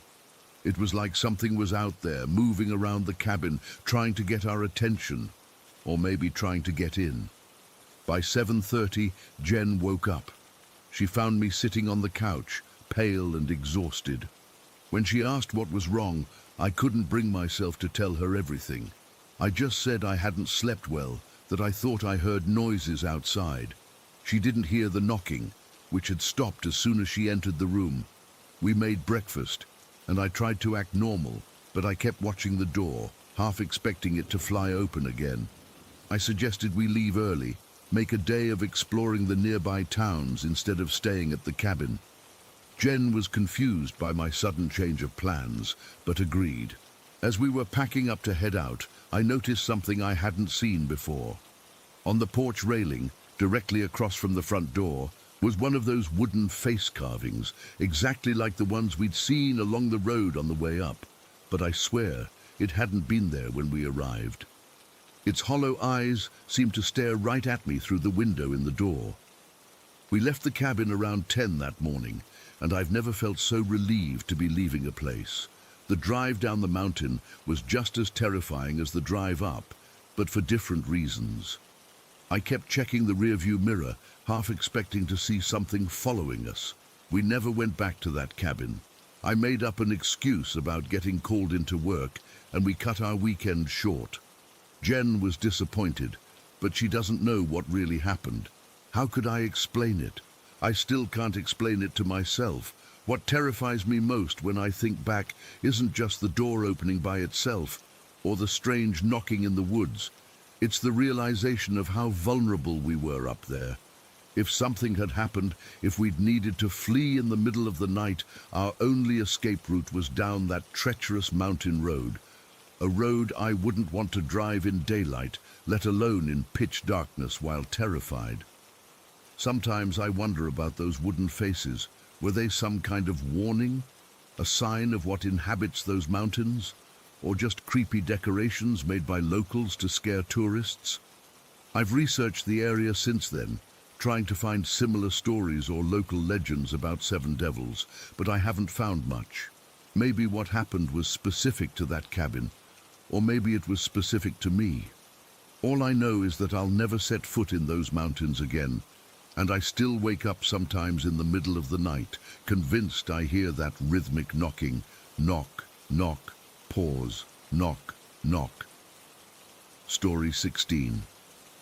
I've never told many people about this. It happened about 4 years ago when I was working at a small convenience store in Lebanon, New Hampshire. It was one of those places that sells a bit of everything. Snacks, drinks, newspapers, and we had a little deli counter where we made sandwiches to order. Nothing fancy, just your typical small-town store where everybody knows your name. That period of my life was probably the hardest I've ever been through. My wife, Sarah, had been diagnosed with stage 3 breast cancer the year before, and we were drowning in medical bills. The insurance covered some of it, but there were so many out-of-network charges and deductibles that we were basically living paycheck to paycheck. I picked up extra shifts whenever I could, working 50, sometimes 60 hours a week, just to keep our heads above water. The store wasn't a bad place to work.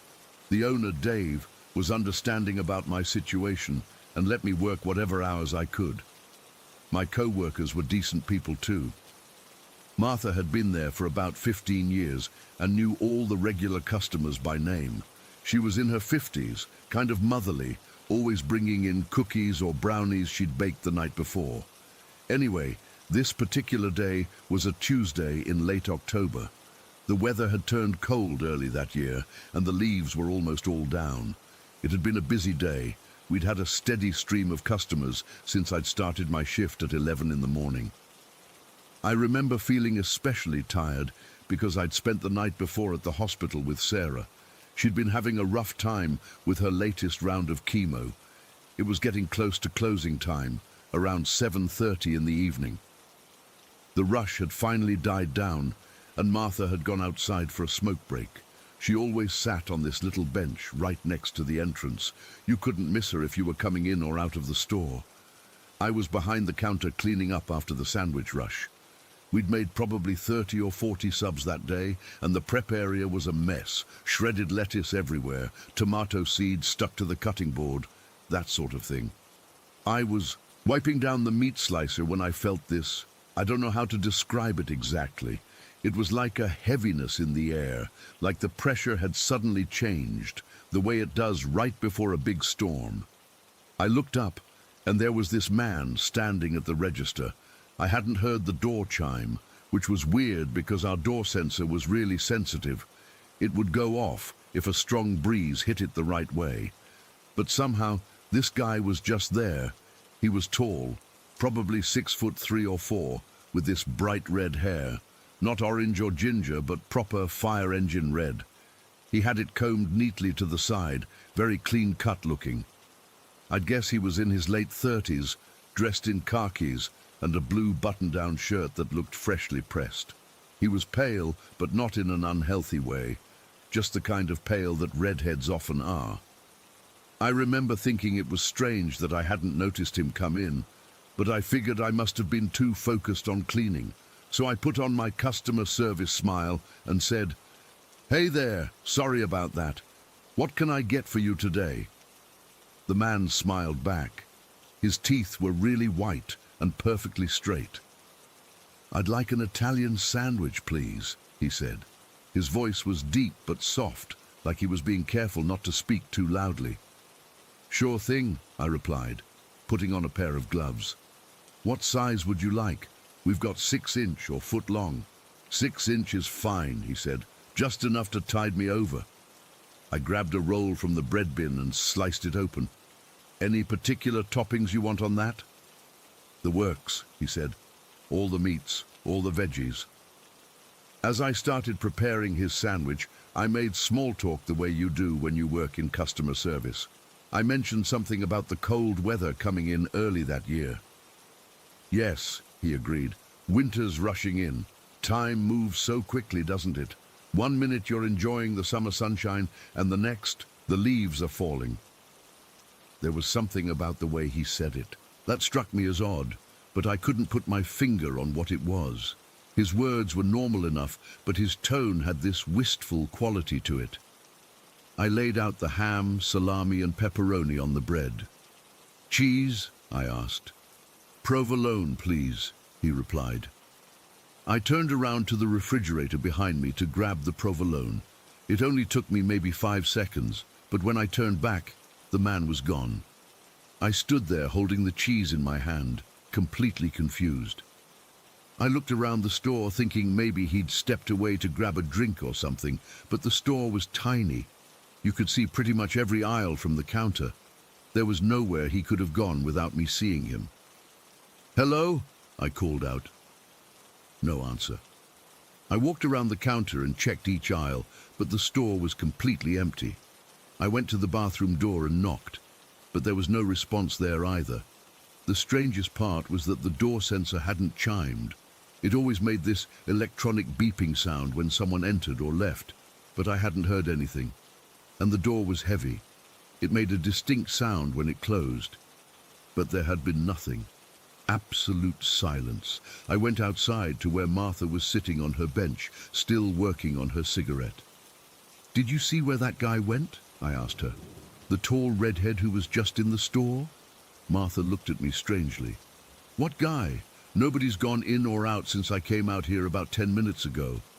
"That's impossible," I said. "There was a man in there just now. I was making him a sandwich." Martha shrugged and crushed out her cigarette. "Honey, I've been sitting right here the whole time. Nobody's gone in or out. I would have seen them." I felt a chill run down my spine that had nothing to do with the October air. "Martha, I swear to God there was a man in there. Tall guy with red hair. I was making him an Italian sandwich. I turned around for literally 5 seconds to get the cheese, and when I turned back, he was gone." Martha gave me a concerned look. "You've been working too hard, Alex, between the extra shifts and all those nights at the hospital with Sarah. Maybe you dozed off for a second while you were cleaning." But I knew I hadn't been sleeping. The half-made sandwich was still sitting on the counter, evidence that I hadn't imagined the whole thing. I went back inside with Martha following me. "See?" I pointed to the sandwich. "I was making this for him." Martha looked at the sandwich and then at me, her expression softening. "Maybe you started making it for yourself and forgot. Or maybe you were on autopilot from making so many today. But I knew that wasn't it. I could still see the man's face clearly in my mind, those bright blue eyes, that unnaturally red hair. I could hear his voice commenting on the weather. He had been real. He had been solid. I'd seen him as clearly as I was seeing Martha now. I finished my shift in a daze, jumping every time the door sensor chimed, half expecting to see the red-headed man walk back in with some explanation about where he'd disappeared to. But he never came back. That night, I couldn't sleep. I kept replaying the encounter in my mind, trying to figure out if I had missed something. Had he somehow slipped past me when I turned around? But that was impossible in such a small space. Had I hallucinated the whole thing due to stress and exhaustion? But the sandwich was real. I hadn't imagined that. The next day, I asked Dave if we could check the security footage. We had a basic system with just 2 cameras, one pointing at the register and one at the door. Dave thought I was being paranoid, but humored me anyway. We watched the footage from the time period when I claimed to have seen the man. The door camera showed Martha going outside for her break. It showed no one entering after that. The register camera showed me cleaning the counter and then suddenly stopping and looking up, as if I was talking to someone. I could see myself gesturing and nodding, then going through the motions of making a sandwich. But there was no one else in the frame. I was talking to and making a sandwich for absolutely nobody. I felt sick watching it. Dave suggested I take a couple of days off, said I was obviously overworked and stressed out. I couldn't argue with him. The evidence was right there on the screen. But I knew what I had seen. I went to work the next day anyway, partly because we needed the money, and partly because I was hoping the man might come back. He never did. A couple of weeks later, I happened to mention the incident to one of our regular customers, an older gentleman named Frank, who'd lived in Lebanon his whole life. When I described the red-haired man, Frank got this strange look on his face. "That sounds like Thomas Brennan," he said slowly. "He used to run the funeral home across the street back in the 90s. I hadn't known there was a funeral home across the street. It was now a real estate office. Frank told me that Thomas Brennan had died of a heart attack right there in the funeral home about 20 years ago. He'd been in his late 30s, tall, with distinctive red hair. I've thought about that day hundreds of times since then. I've come up with all sorts of rational explanations. Stress, exhaustion, maybe even a mini-stroke or something that caused me to hallucinate. But deep down, I know what I saw. That man was as real to me as anything I've ever experienced. I could see him, hear him, and if I'd reached out, I believe I could have touched him." Sarah passed away 6 months after that incident. In those final months, I never told her about the red-haired man. She had enough to worry about without thinking her husband was losing his mind. But sometimes I wonder if he was some kind of messenger or warning, or maybe just a glimpse into whatever comes next. All I know for sure is that on a cold October evening, I met a man who wasn't there, and I've never been able to explain it. Story 17. I've never told this story outside my family before. Even typing this makes my hands shake a little. What happened to me when I was 6 years old still haunts me 20 years later. My family moved to a small town in the Philippines back in 2003. I was just a little girl, excited about the new house with its big yard and tall staircase I could slide down when my parents weren't looking. Dad had found this rental for dirt cheap. Now I understand why it was so affordable. The first red flag should have been our neighbors' reactions when we moved in. They seemed concerned. One elderly woman actually crossed herself when she saw the moving truck. My mum tried to make conversation with the people next door, but they were polite yet distant. Eventually, one of them, a middle-aged man named Mang Pedro, pulled my father aside. "This house has history," he said quietly. I wasn't supposed to hear, but I was playing nearby. "Bad history. A family died here, all of them." My father laughed it off. He was never superstitious. "Every old house has stories," he said. Mang Pedro shook his head. "Not stories, truth. They say there's a demon that lives here, brings bad luck, worse things. Dad thanked him for his concern, but assured him we'd be fine. We were city people, educated.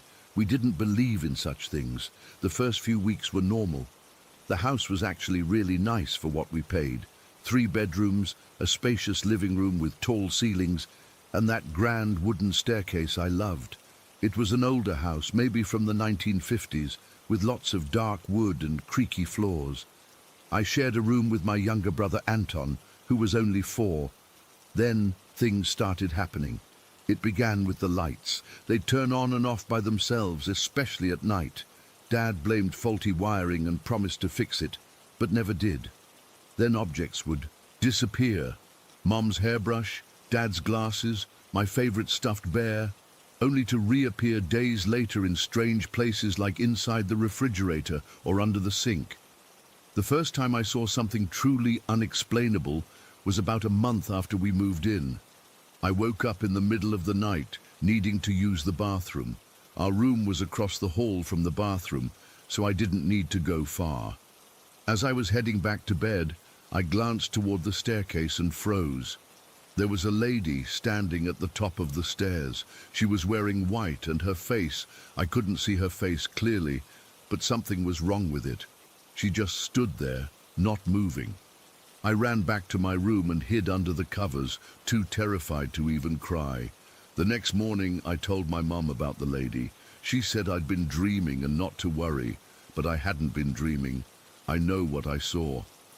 After that first sighting, I began noticing more things.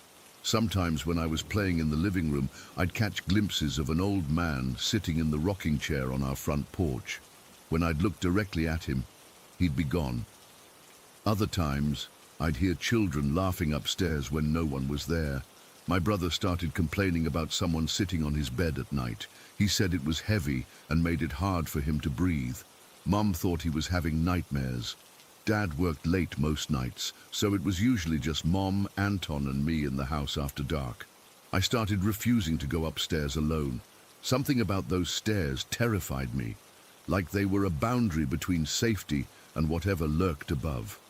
One evening, about 3 months after we moved in, I was coloring at the kitchen table while Mom prepared dinner. She needed to check on something upstairs and asked me to bring up 2 glasses of water for her and Anton, who was taking a bath. "Maria, can you bring these upstairs? Be careful not to spill," she said, placing 2 glasses on a small tray. I didn't want to go, but I was trying to be brave. I took the tray and slowly made my way to the staircase. The sun was setting, casting long shadows through the windows. The house felt different at dusk, like it was holding its breath. I got to the bottom of the stairs and took a deep breath. I hated these stairs. They were steep and made of dark wood that creaked with every step. There were 14 steps. I'd counted them many times. I started climbing slowly, careful not to spill the water. I was about halfway up when I saw it. A pale white hand sliding along the banister from above. Just a hand, no arm, no body. It moved like it was floating, its long fingers barely touching the wood. Then it disappeared. I stood frozen, unable to move up or down. The water in the glasses trembled as my hands shook. I wanted to call for my mum, but my voice wouldn't work. "Keep going," I told myself. "It's not real." I took another step up, then another. I was almost at the top when I felt it, a tug on the back of my dress. Gentle at first, like someone trying to get my attention. I turned around, but no one was there. The tugging became stronger, more insistent. It wasn't the fabric catching on something. It was deliberate, like fingers gripping the material. "Mom!" I called out, my voice small and shaky. The tug turned into a violent pull. It yanked me backward with such force that the tray flew from my hands. I felt myself falling, tumbling down those steep wooden stairs. My head hit something hard, the banister, I think. And then everything started to blur. I remember seeing my mother rushing down the stairs toward me, her face twisted in horror, and behind her, just for a split second, a blurry figure, then everything went black. I woke up in a hospital bed a week later. They told me I'd been in a coma. My head had been split open from the fall, requiring 27 stitches. I'd fractured my right arm and 3 ribs. The doctors called it a miracle that I hadn't broken my neck. My mother was beside herself, with guilt for sending me up those stairs alone. She told the doctors I must have tripped, that maybe the tray was too heavy for me. But I knew the truth. Something had pulled me. Something had wanted to hurt me. While I was recovering in the hospital, my father finally listened to the neighbors.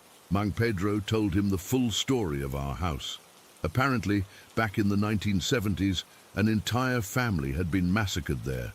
A husband, wife, and their 3 children. The husband had gone crazy one night and killed everyone before hanging himself from the ceiling fan in the master bedroom. After that, the house stood empty for years. Various families had tried living there, but no one stayed longer than 6 months. There were stories of apparitions, of a white lady seen on the stairs or sitting on the ceiling fan, of an old man who rocked in a chair that wasn't there, of children's laughter echoing through empty rooms. We moved out the day I was released from the hospital. Mom packed our essentials, while Dad and some relatives gathered the rest of our belongings. We never spent another night in that house. Years later, when I was a teenager, I asked my mother if she remembered that day on the stairs. She got very quiet, then said something that still chills me. "When I heard the crash and ran to the stairs," she said, "I saw you falling. It looked like you were being pushed, but there was no one there, just cold air. And for a second I thought I saw a woman in white standing at the top of the stairs. But that's impossible, right?" I still have a scar on my head where they stitched me up. Sometimes it tingles, especially at night. I've tried to rationalize what happened.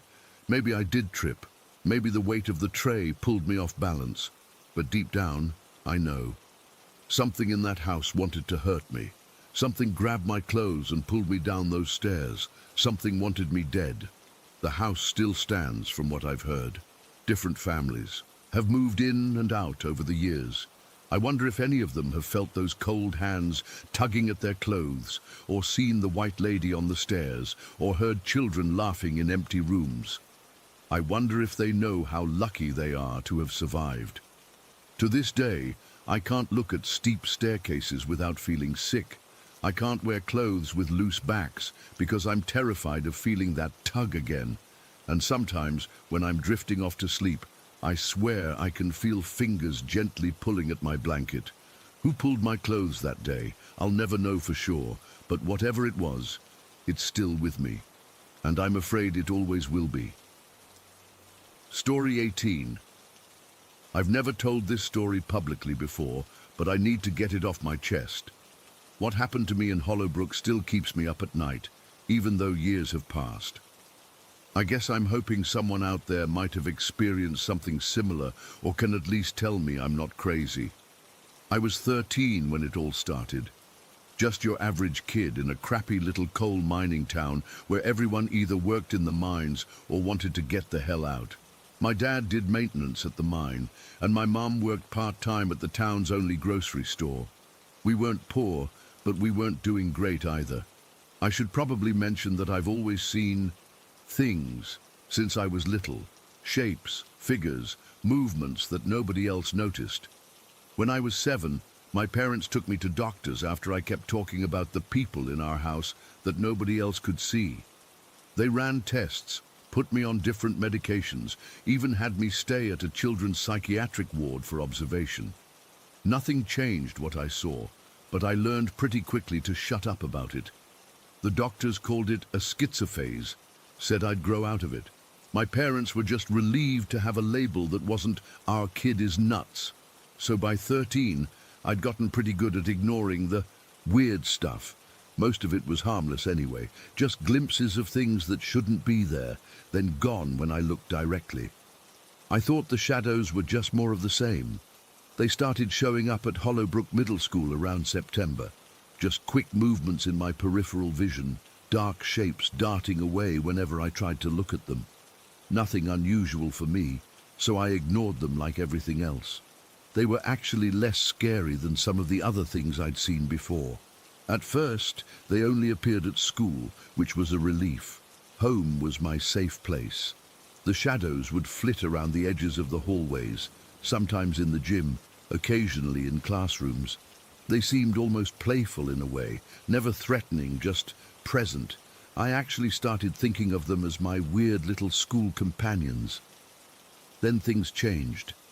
It was a Tuesday in late October. I remember because we had meatloaf in the cafeteria, which was the only decent thing they served. I was sitting alone, as usual. Not because I didn't have friends, but because lunch was when I'd let my guard down a bit and allow myself to watch the shadows without worrying about my reactions. They'd been more active that morning, almost agitated, moving faster than normal. I was halfway through my meatloaf when I noticed something different. The shadows weren't moving. There was one in particular, in the corner near the emergency exit, that was completely still. I tried to look away. That was the rule, never look directly, but I couldn't. It was like my eyes were glued to that spot. The image burned into my brain, like when you stare at a bright light and then close your eyes, except this was darkness. When I forced myself to look back, the shadow was facing me. I know how that sounds. How does a shadow face someone when it doesn't have a face? But I knew, I felt it. It wasn't just aware of me, it was looking at me.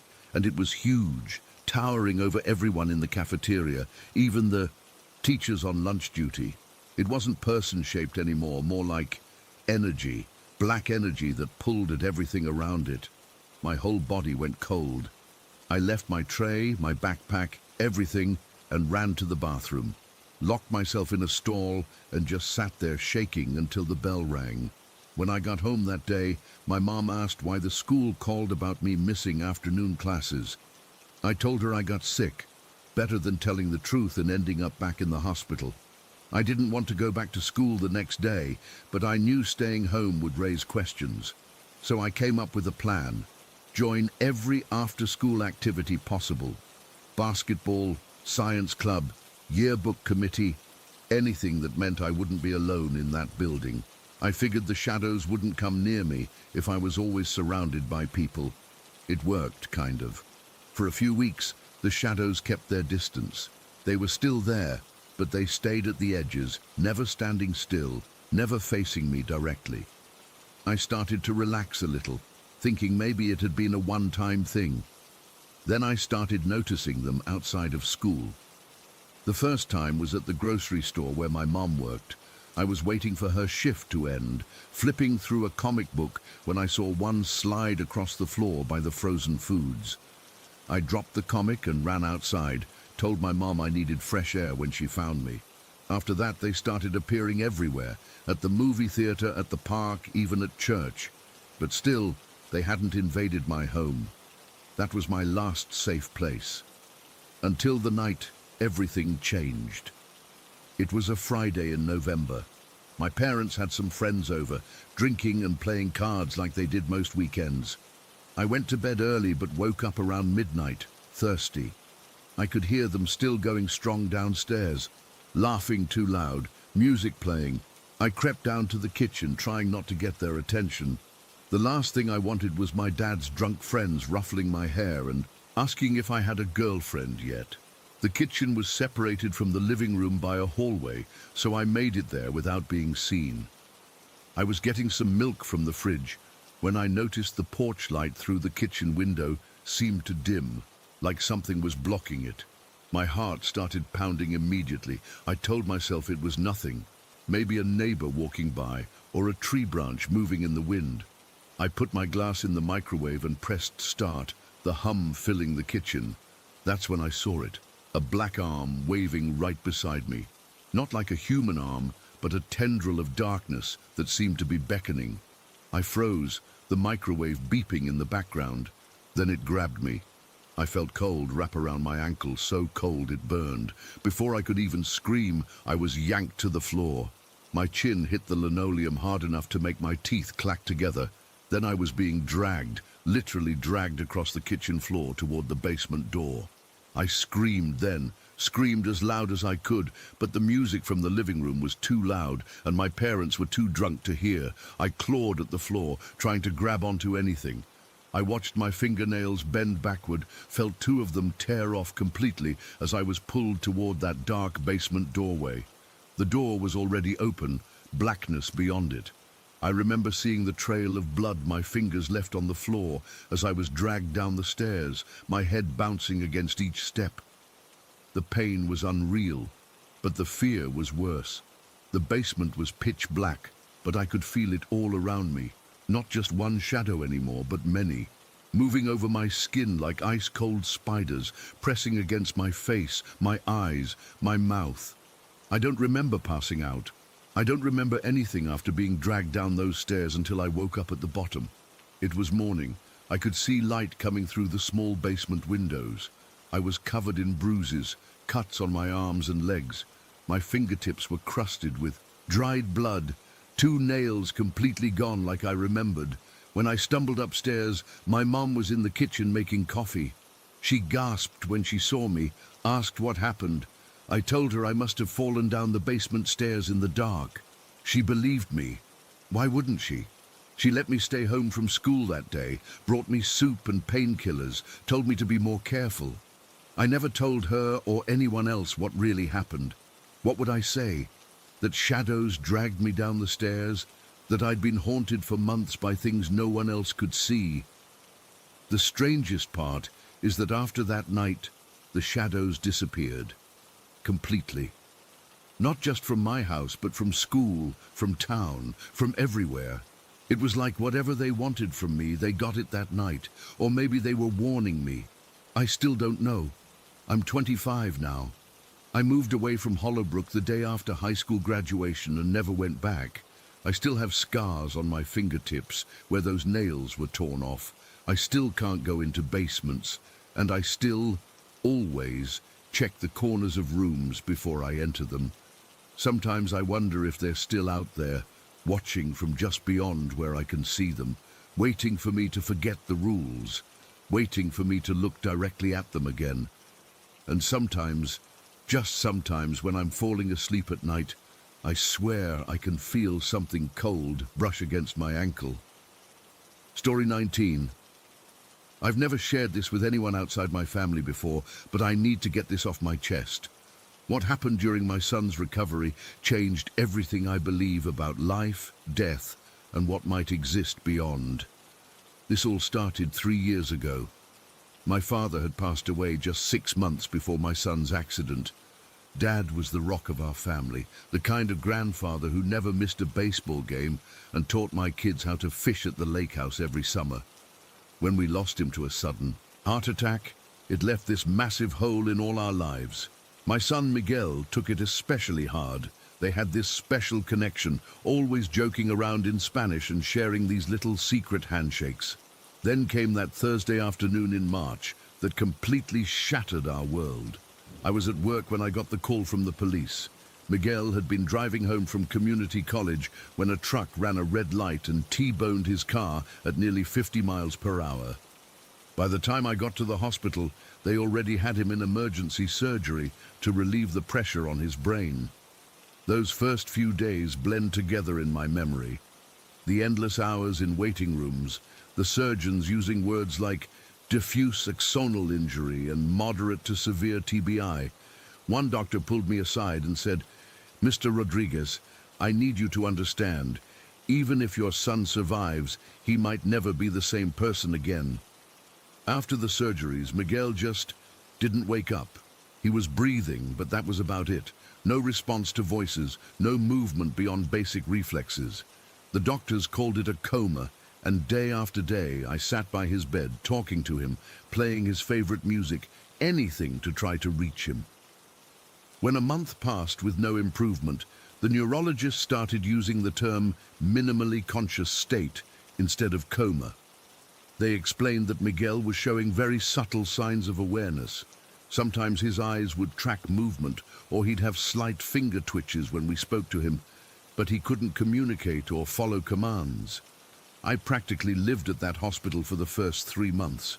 My wife would come after her teaching job and we'd trade shifts, so Miguel was never alone. I'd tell him about my day, read him articles about the Dallas Cowboys, his favorite team, and sometimes just sit there holding his hand. There were moments I'd swear he squeezed back, but the nurses always said it might just be a reflex. After 6 months, I was running on fumes. We'd moved Miguel to a long-term care facility, and I was still working full-time while spending every evening and weekend at his bedside. My daughter was struggling in school, my wife was exhausted, and some days it felt like we were all just barely hanging on. That's when I had the first dream. I'd fallen asleep in the chair next to Miguel's bed, something I did pretty often. In the dream, I was sitting in my dad's old workshop behind his house. Everything was exactly the same. The pegboard with his tools arranged just so, the smell of sawdust and WD-40, even that old radio he refused to replace playing Norteña's music. And there he was, wearing his usual plaid shirt with the sleeves rolled up, sitting on his workbench. "Mijo," he said, using the nickname he'd always called me, "you're doing good with Miguel. I'm proud of you." It felt so real, not like a normal dream at all. I could feel the rough texture of the wooden chair I was sitting on, smell the coffee in his mug. "Dad," I said, "I don't know if I can keep doing this. It's been 6 months, and he's barely improved. The doctors say he might never..." He held up his hand to stop me. "Listen to me. I need you to tell Miguel something important. Tell him he can get it all back, but it's going to be a fight for his life. Tell him to stay strong." "Dad, he can't hear me. He doesn't understand."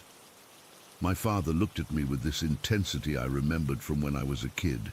"He hears more than you think. Tell him. Promise me." I promised. Then he smiled and said, "I have to go now, but I'm watching over both of you." I woke up with tears streaming down my face. The night nurse was checking Miguel's vitals and asked if I was okay. I just nodded, unable to explain what had just happened. The next morning, I told Miguel what his grandfather had said in my dream. I felt a little foolish talking about a dream, as if it were real, but I'd promised. As I was speaking, one of Miguel's doctors came in with news. They wanted to try a medication called Ritalin that sometimes helped patients with traumatic brain injuries become more responsive. Within 2 weeks of starting the Ritalin, Miguel began showing more consistent responses. He could sometimes follow simple commands like "squeeze my hand" or "blink once for yes." The improvements were tiny, but real. After another month, he was consistently tracking people with his eyes and making small sounds. 4 months after the Ritalin started, nearly a year after the accident, Miguel said his first word, "agua," water. I nearly collapsed when I heard it. My wife burst into tears. The speech therapist who was working with him that day said it was a breakthrough. Progress after that was agonizingly slow but steady. By the 18-month mark, Miguel could speak in short sentences, though his speech was slurred and difficult to understand. He could move his right side a little, though his left remained mostly paralyzed. His memory was spotty. He recognized us, but couldn't remember much about his life before the accident. We got him transferred to TRR in Houston, one of the best rehabilitation hospitals in the country. The therapy there was intense, 5 hours a day of physical, occupational, speech, and cognitive work. I took a leave of absence from work and rented a small apartment nearby so I could be with him every day. That's where we were when Miguel asked the question that broke my heart all over again. We were working on his memory, going through family photos. He pointed to one with my dad and asked, "When can Abuelo visit?" The room seemed to freeze. In that moment, I realized Miguel had no memory of his grandfather's death. With his brain injury, that piece of his past was just gone. I took a deep breath. "Mijo, Abuelo passed away about 2 years ago before your accident." His face crumpled. "No," he whispered. "No, that can't be right." "I'm so sorry, Miguel. Your brain injury affected your memories." He began to sob. deep, gut-wrenching sobs that shook his thin frame. It was like he was experiencing the loss for the first time. I held him while he cried, feeling completely helpless. That night, I collapsed into bed in my rented apartment, emotionally drained. I must have fallen asleep immediately because the next thing I knew, I was dreaming again. This time, I was sitting on the back porch of my childhood home. My father was in the chair next to mine, looking out at the sunset. "It's hard watching him go through this again," I said. My dad nodded. "I know. I saw." He seemed to struggle with his words for a moment, then said, "I forget that where I am at now, I don't need to use my mouth to speak. It's different here." That statement sent a chill through me, even in the dream. It didn't sound like something my mind would make up. "Dad, is this real? Are you really here?" He turned to look at me, and his eyes had this depth I can't explain. "As real as I can make it. I want you to know how proud I am of you both. Miguel is fighting so hard, and so are you." "He asked about you today," I said. "He didn't remember you were gone." "I know." Dad smiled sadly. "It's okay. Some memories might not come back, but he'll make new ones. That's part of his journey now." "Will he ever be himself again?" "He'll be a new version of himself. Different, but still Miguel." I wanted to ask more questions, but Dad looked up suddenly as if hearing something I couldn't. "I have to go now," he said. "I'll watch over you both for as long as I'm able and allowed. Tell Miguel I love him." And then he was gone, and I was staring at the ceiling of my apartment, wide awake at 3 in the morning, with tears on my face. The next day, Miguel had his best therapy session yet. He walked 10 steps with just a cane, something the physical therapists hadn't expected him to accomplish for weeks. When I told him how proud I was, he said, "Abuelo helped me." "What do you mean?" I asked, my skin prickling. "I felt someone helping me stay balanced. I think it was Abuelo." I didn't know what to say to that, so I just hugged him. It's been a year since those dreams. Miguel is home now. He still has a long way to go. His left side is weaker than his right. His speech is slower than before, and he struggles with some cognitive tasks. But he's taking online classes again. He can walk with a cane, and his sense of humor is intact. I've never had another dream visit from my father. Maybe he said everything he needed to say, or maybe, as he put it, he was only allowed those 2 visits. But those dreams came at my absolute darkest moments, when I needed them most. I know most people would say they were just dreams, my subconscious mind trying to comfort me during trauma. Maybe that's true, but they didn't feel like normal dreams. They felt like visits. The specific phrasing my dad used about not needing his mouth to speak. The way Miguel felt someone helping him the next day. It all feels connected in a way I can't fully explain. All I know is that when Miguel was fighting for his life, something or someone was there with us. And sometimes, late at night when the house is quiet, I still talk to my dad as if he can hear me, because after everything that's happened, I believe that he can. Story 20. I still can't believe I'm actually typing this out. I've kept this to myself for years, but after what happened last month with the demolition, I need to share it with people who might understand. I'm not even sure I understand it myself. I grew up in a small village in Romania, about 40 kilometers from Cluj-Napoca. It's one of those places where everybody knows everybody, where traditions are still important, and where the older folks still talk about spirits and demons like they're as real as the neighbor's dog. When I was 7, my dad used to fall asleep watching TV in the living room. One night, I snuck in after my bedtime and found some show called A Haunting playing. I should have turned it off or changed the channel, but I was absolutely fascinated. There was something about watching people talk about their ghostly encounters that just pulled me in. I couldn't look away. After that first time, I started sneaking in whenever I could. My dad would fall asleep watching his shows, and I'd quietly switch to paranormal documentaries. I became obsessed with ghost stories, possession accounts, haunted houses, anything supernatural. I even started asking the old people in our village about local legends and spirits. And boy, did they have stories to tell. Old Mrs. Popescu told me about the strigoi that supposedly haunted the woods behind our village. Mr. Ionescu warned me about whistling at night because it attracts evil spirits. I collected these stories like other kids collected stamps or football cards. I wrote them down in a notebook I kept hidden under my mattress. It was about 3 months into my ghost obsession when things started getting weird. At first, it was just a feeling. That sensation of being watched that makes the hair on your arms stand up. I'd be alone in my room reading or playing with my toys and suddenly feel like someone was standing behind me. I'd spin around, but nobody would be there. Just an empty room. Then it got worse. I started sensing something in our house, not seeing it exactly, but knowing it was there. It's hard to explain, but it's like when you know someone has entered a room even though you haven't heard or seen them. Except this wasn't a person. It didn't feel human at all. When I went to bed at night, that's when I'd sense her the most clearly. I started calling it her or the lady in my head, though I couldn't have told you why. I just knew. I wouldn't see her physically standing there, but I'd have this vivid mental image, almost like someone projecting a picture directly into my brain. A woman with long dark hair and a grey dress that seemed to float around her. Her face was always in shadow, but I could feel her watching me. My parents noticed the change in me. I wasn't sleeping well. I had dark circles under my eyes and would jump at small noises.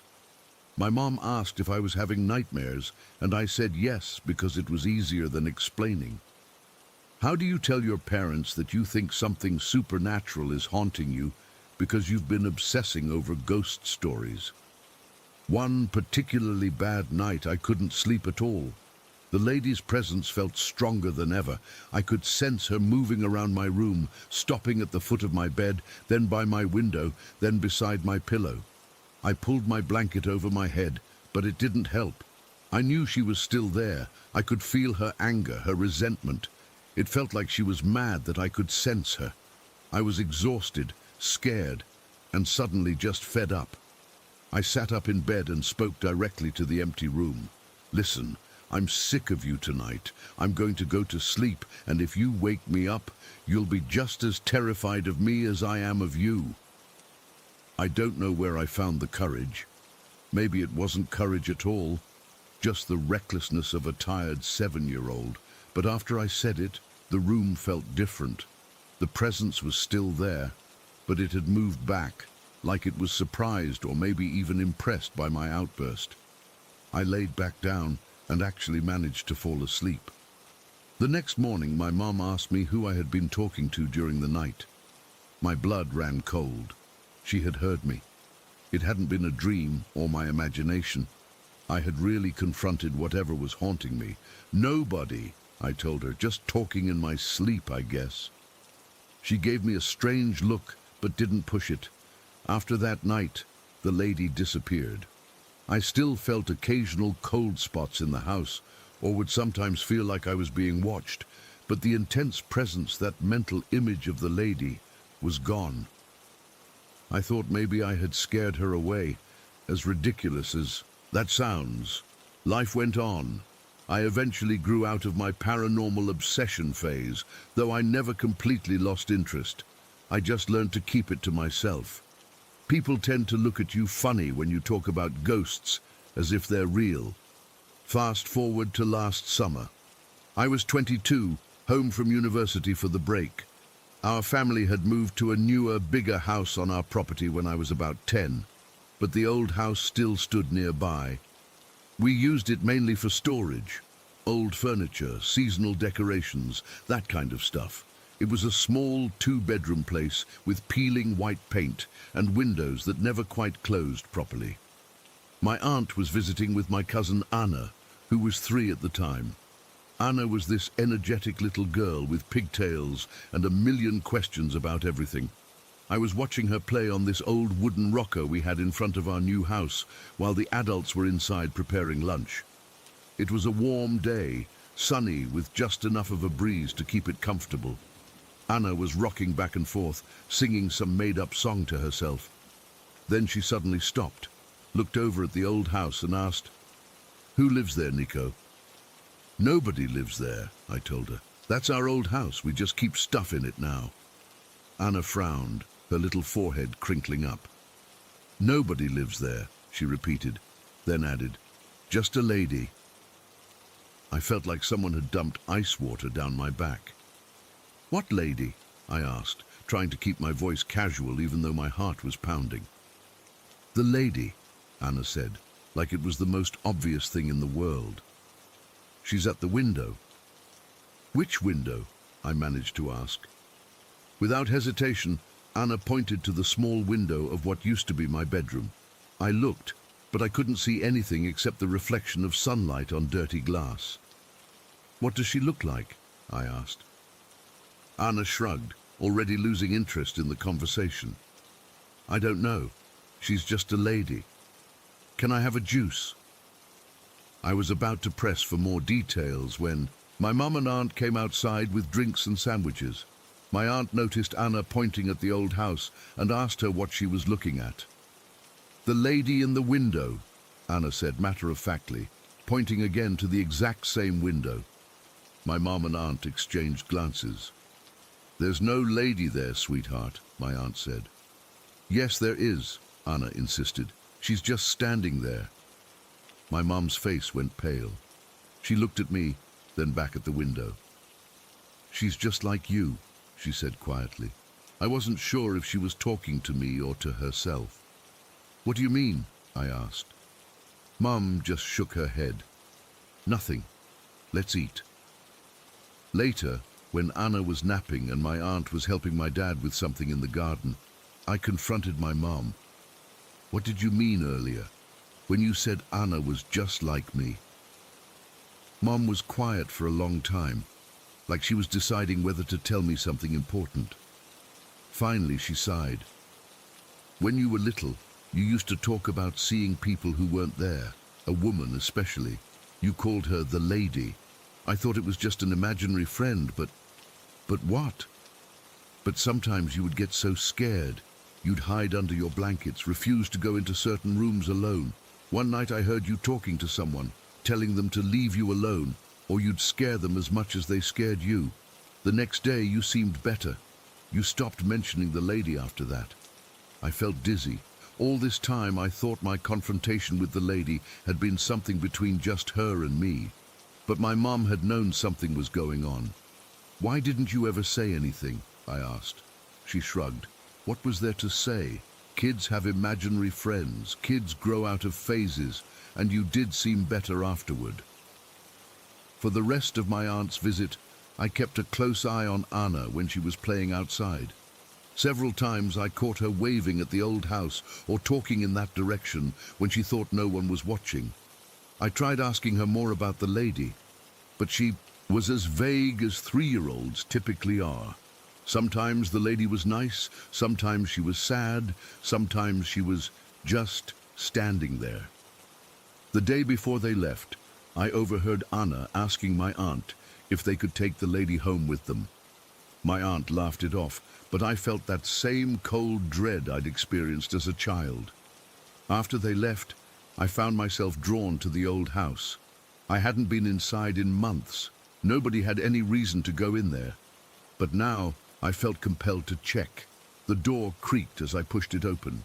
The air inside was stale and dusty. Cobwebs hung in the corners and boxes were stacked against the walls. I made my way to my old bedroom. It was mostly empty, except for some old furniture covered in sheets. The window Anna had pointed to was grimy with years of dirt, but otherwise unremarkable. I stood there for a while, not sure what I was expecting to find. Then I felt it, that same sensation from my childhood, the feeling of being watched, of a presence that wasn't human. I spun around, my heart racing, but the room was empty. Still, I knew she was there, the lady. after all these years. I backed out of the room, then ran out of the house. I didn't tell my parents what happened. What would I say? That the ghost that had haunted me as a child was still hanging around our old house? That my 3-year-old cousin could see her too? About a month ago, my parents finally decided to demolish the old house. It had been falling apart for years, and they wanted to use the space for a larger garden. I stood at a distance and watched as the walls came down, wondering if the lady was watching too, wondering if she would find somewhere else to go, or if destroying her home would finally set her free. I don't know if I'll ever understand what happened. Was she a ghost? Some kind of entity attracted to my childhood fascination with the paranormal? Or was it all just the overactive imagination of a 7-year-old that somehow infected my young cousin years later? All I know is that sometimes, even now, I'll feel a familiar presence, just for a moment, like someone passing by. And I'll wonder if the demolition didn't end anything at all. I'll wonder if the lady is still here, still watching, just waiting for someone else to notice her.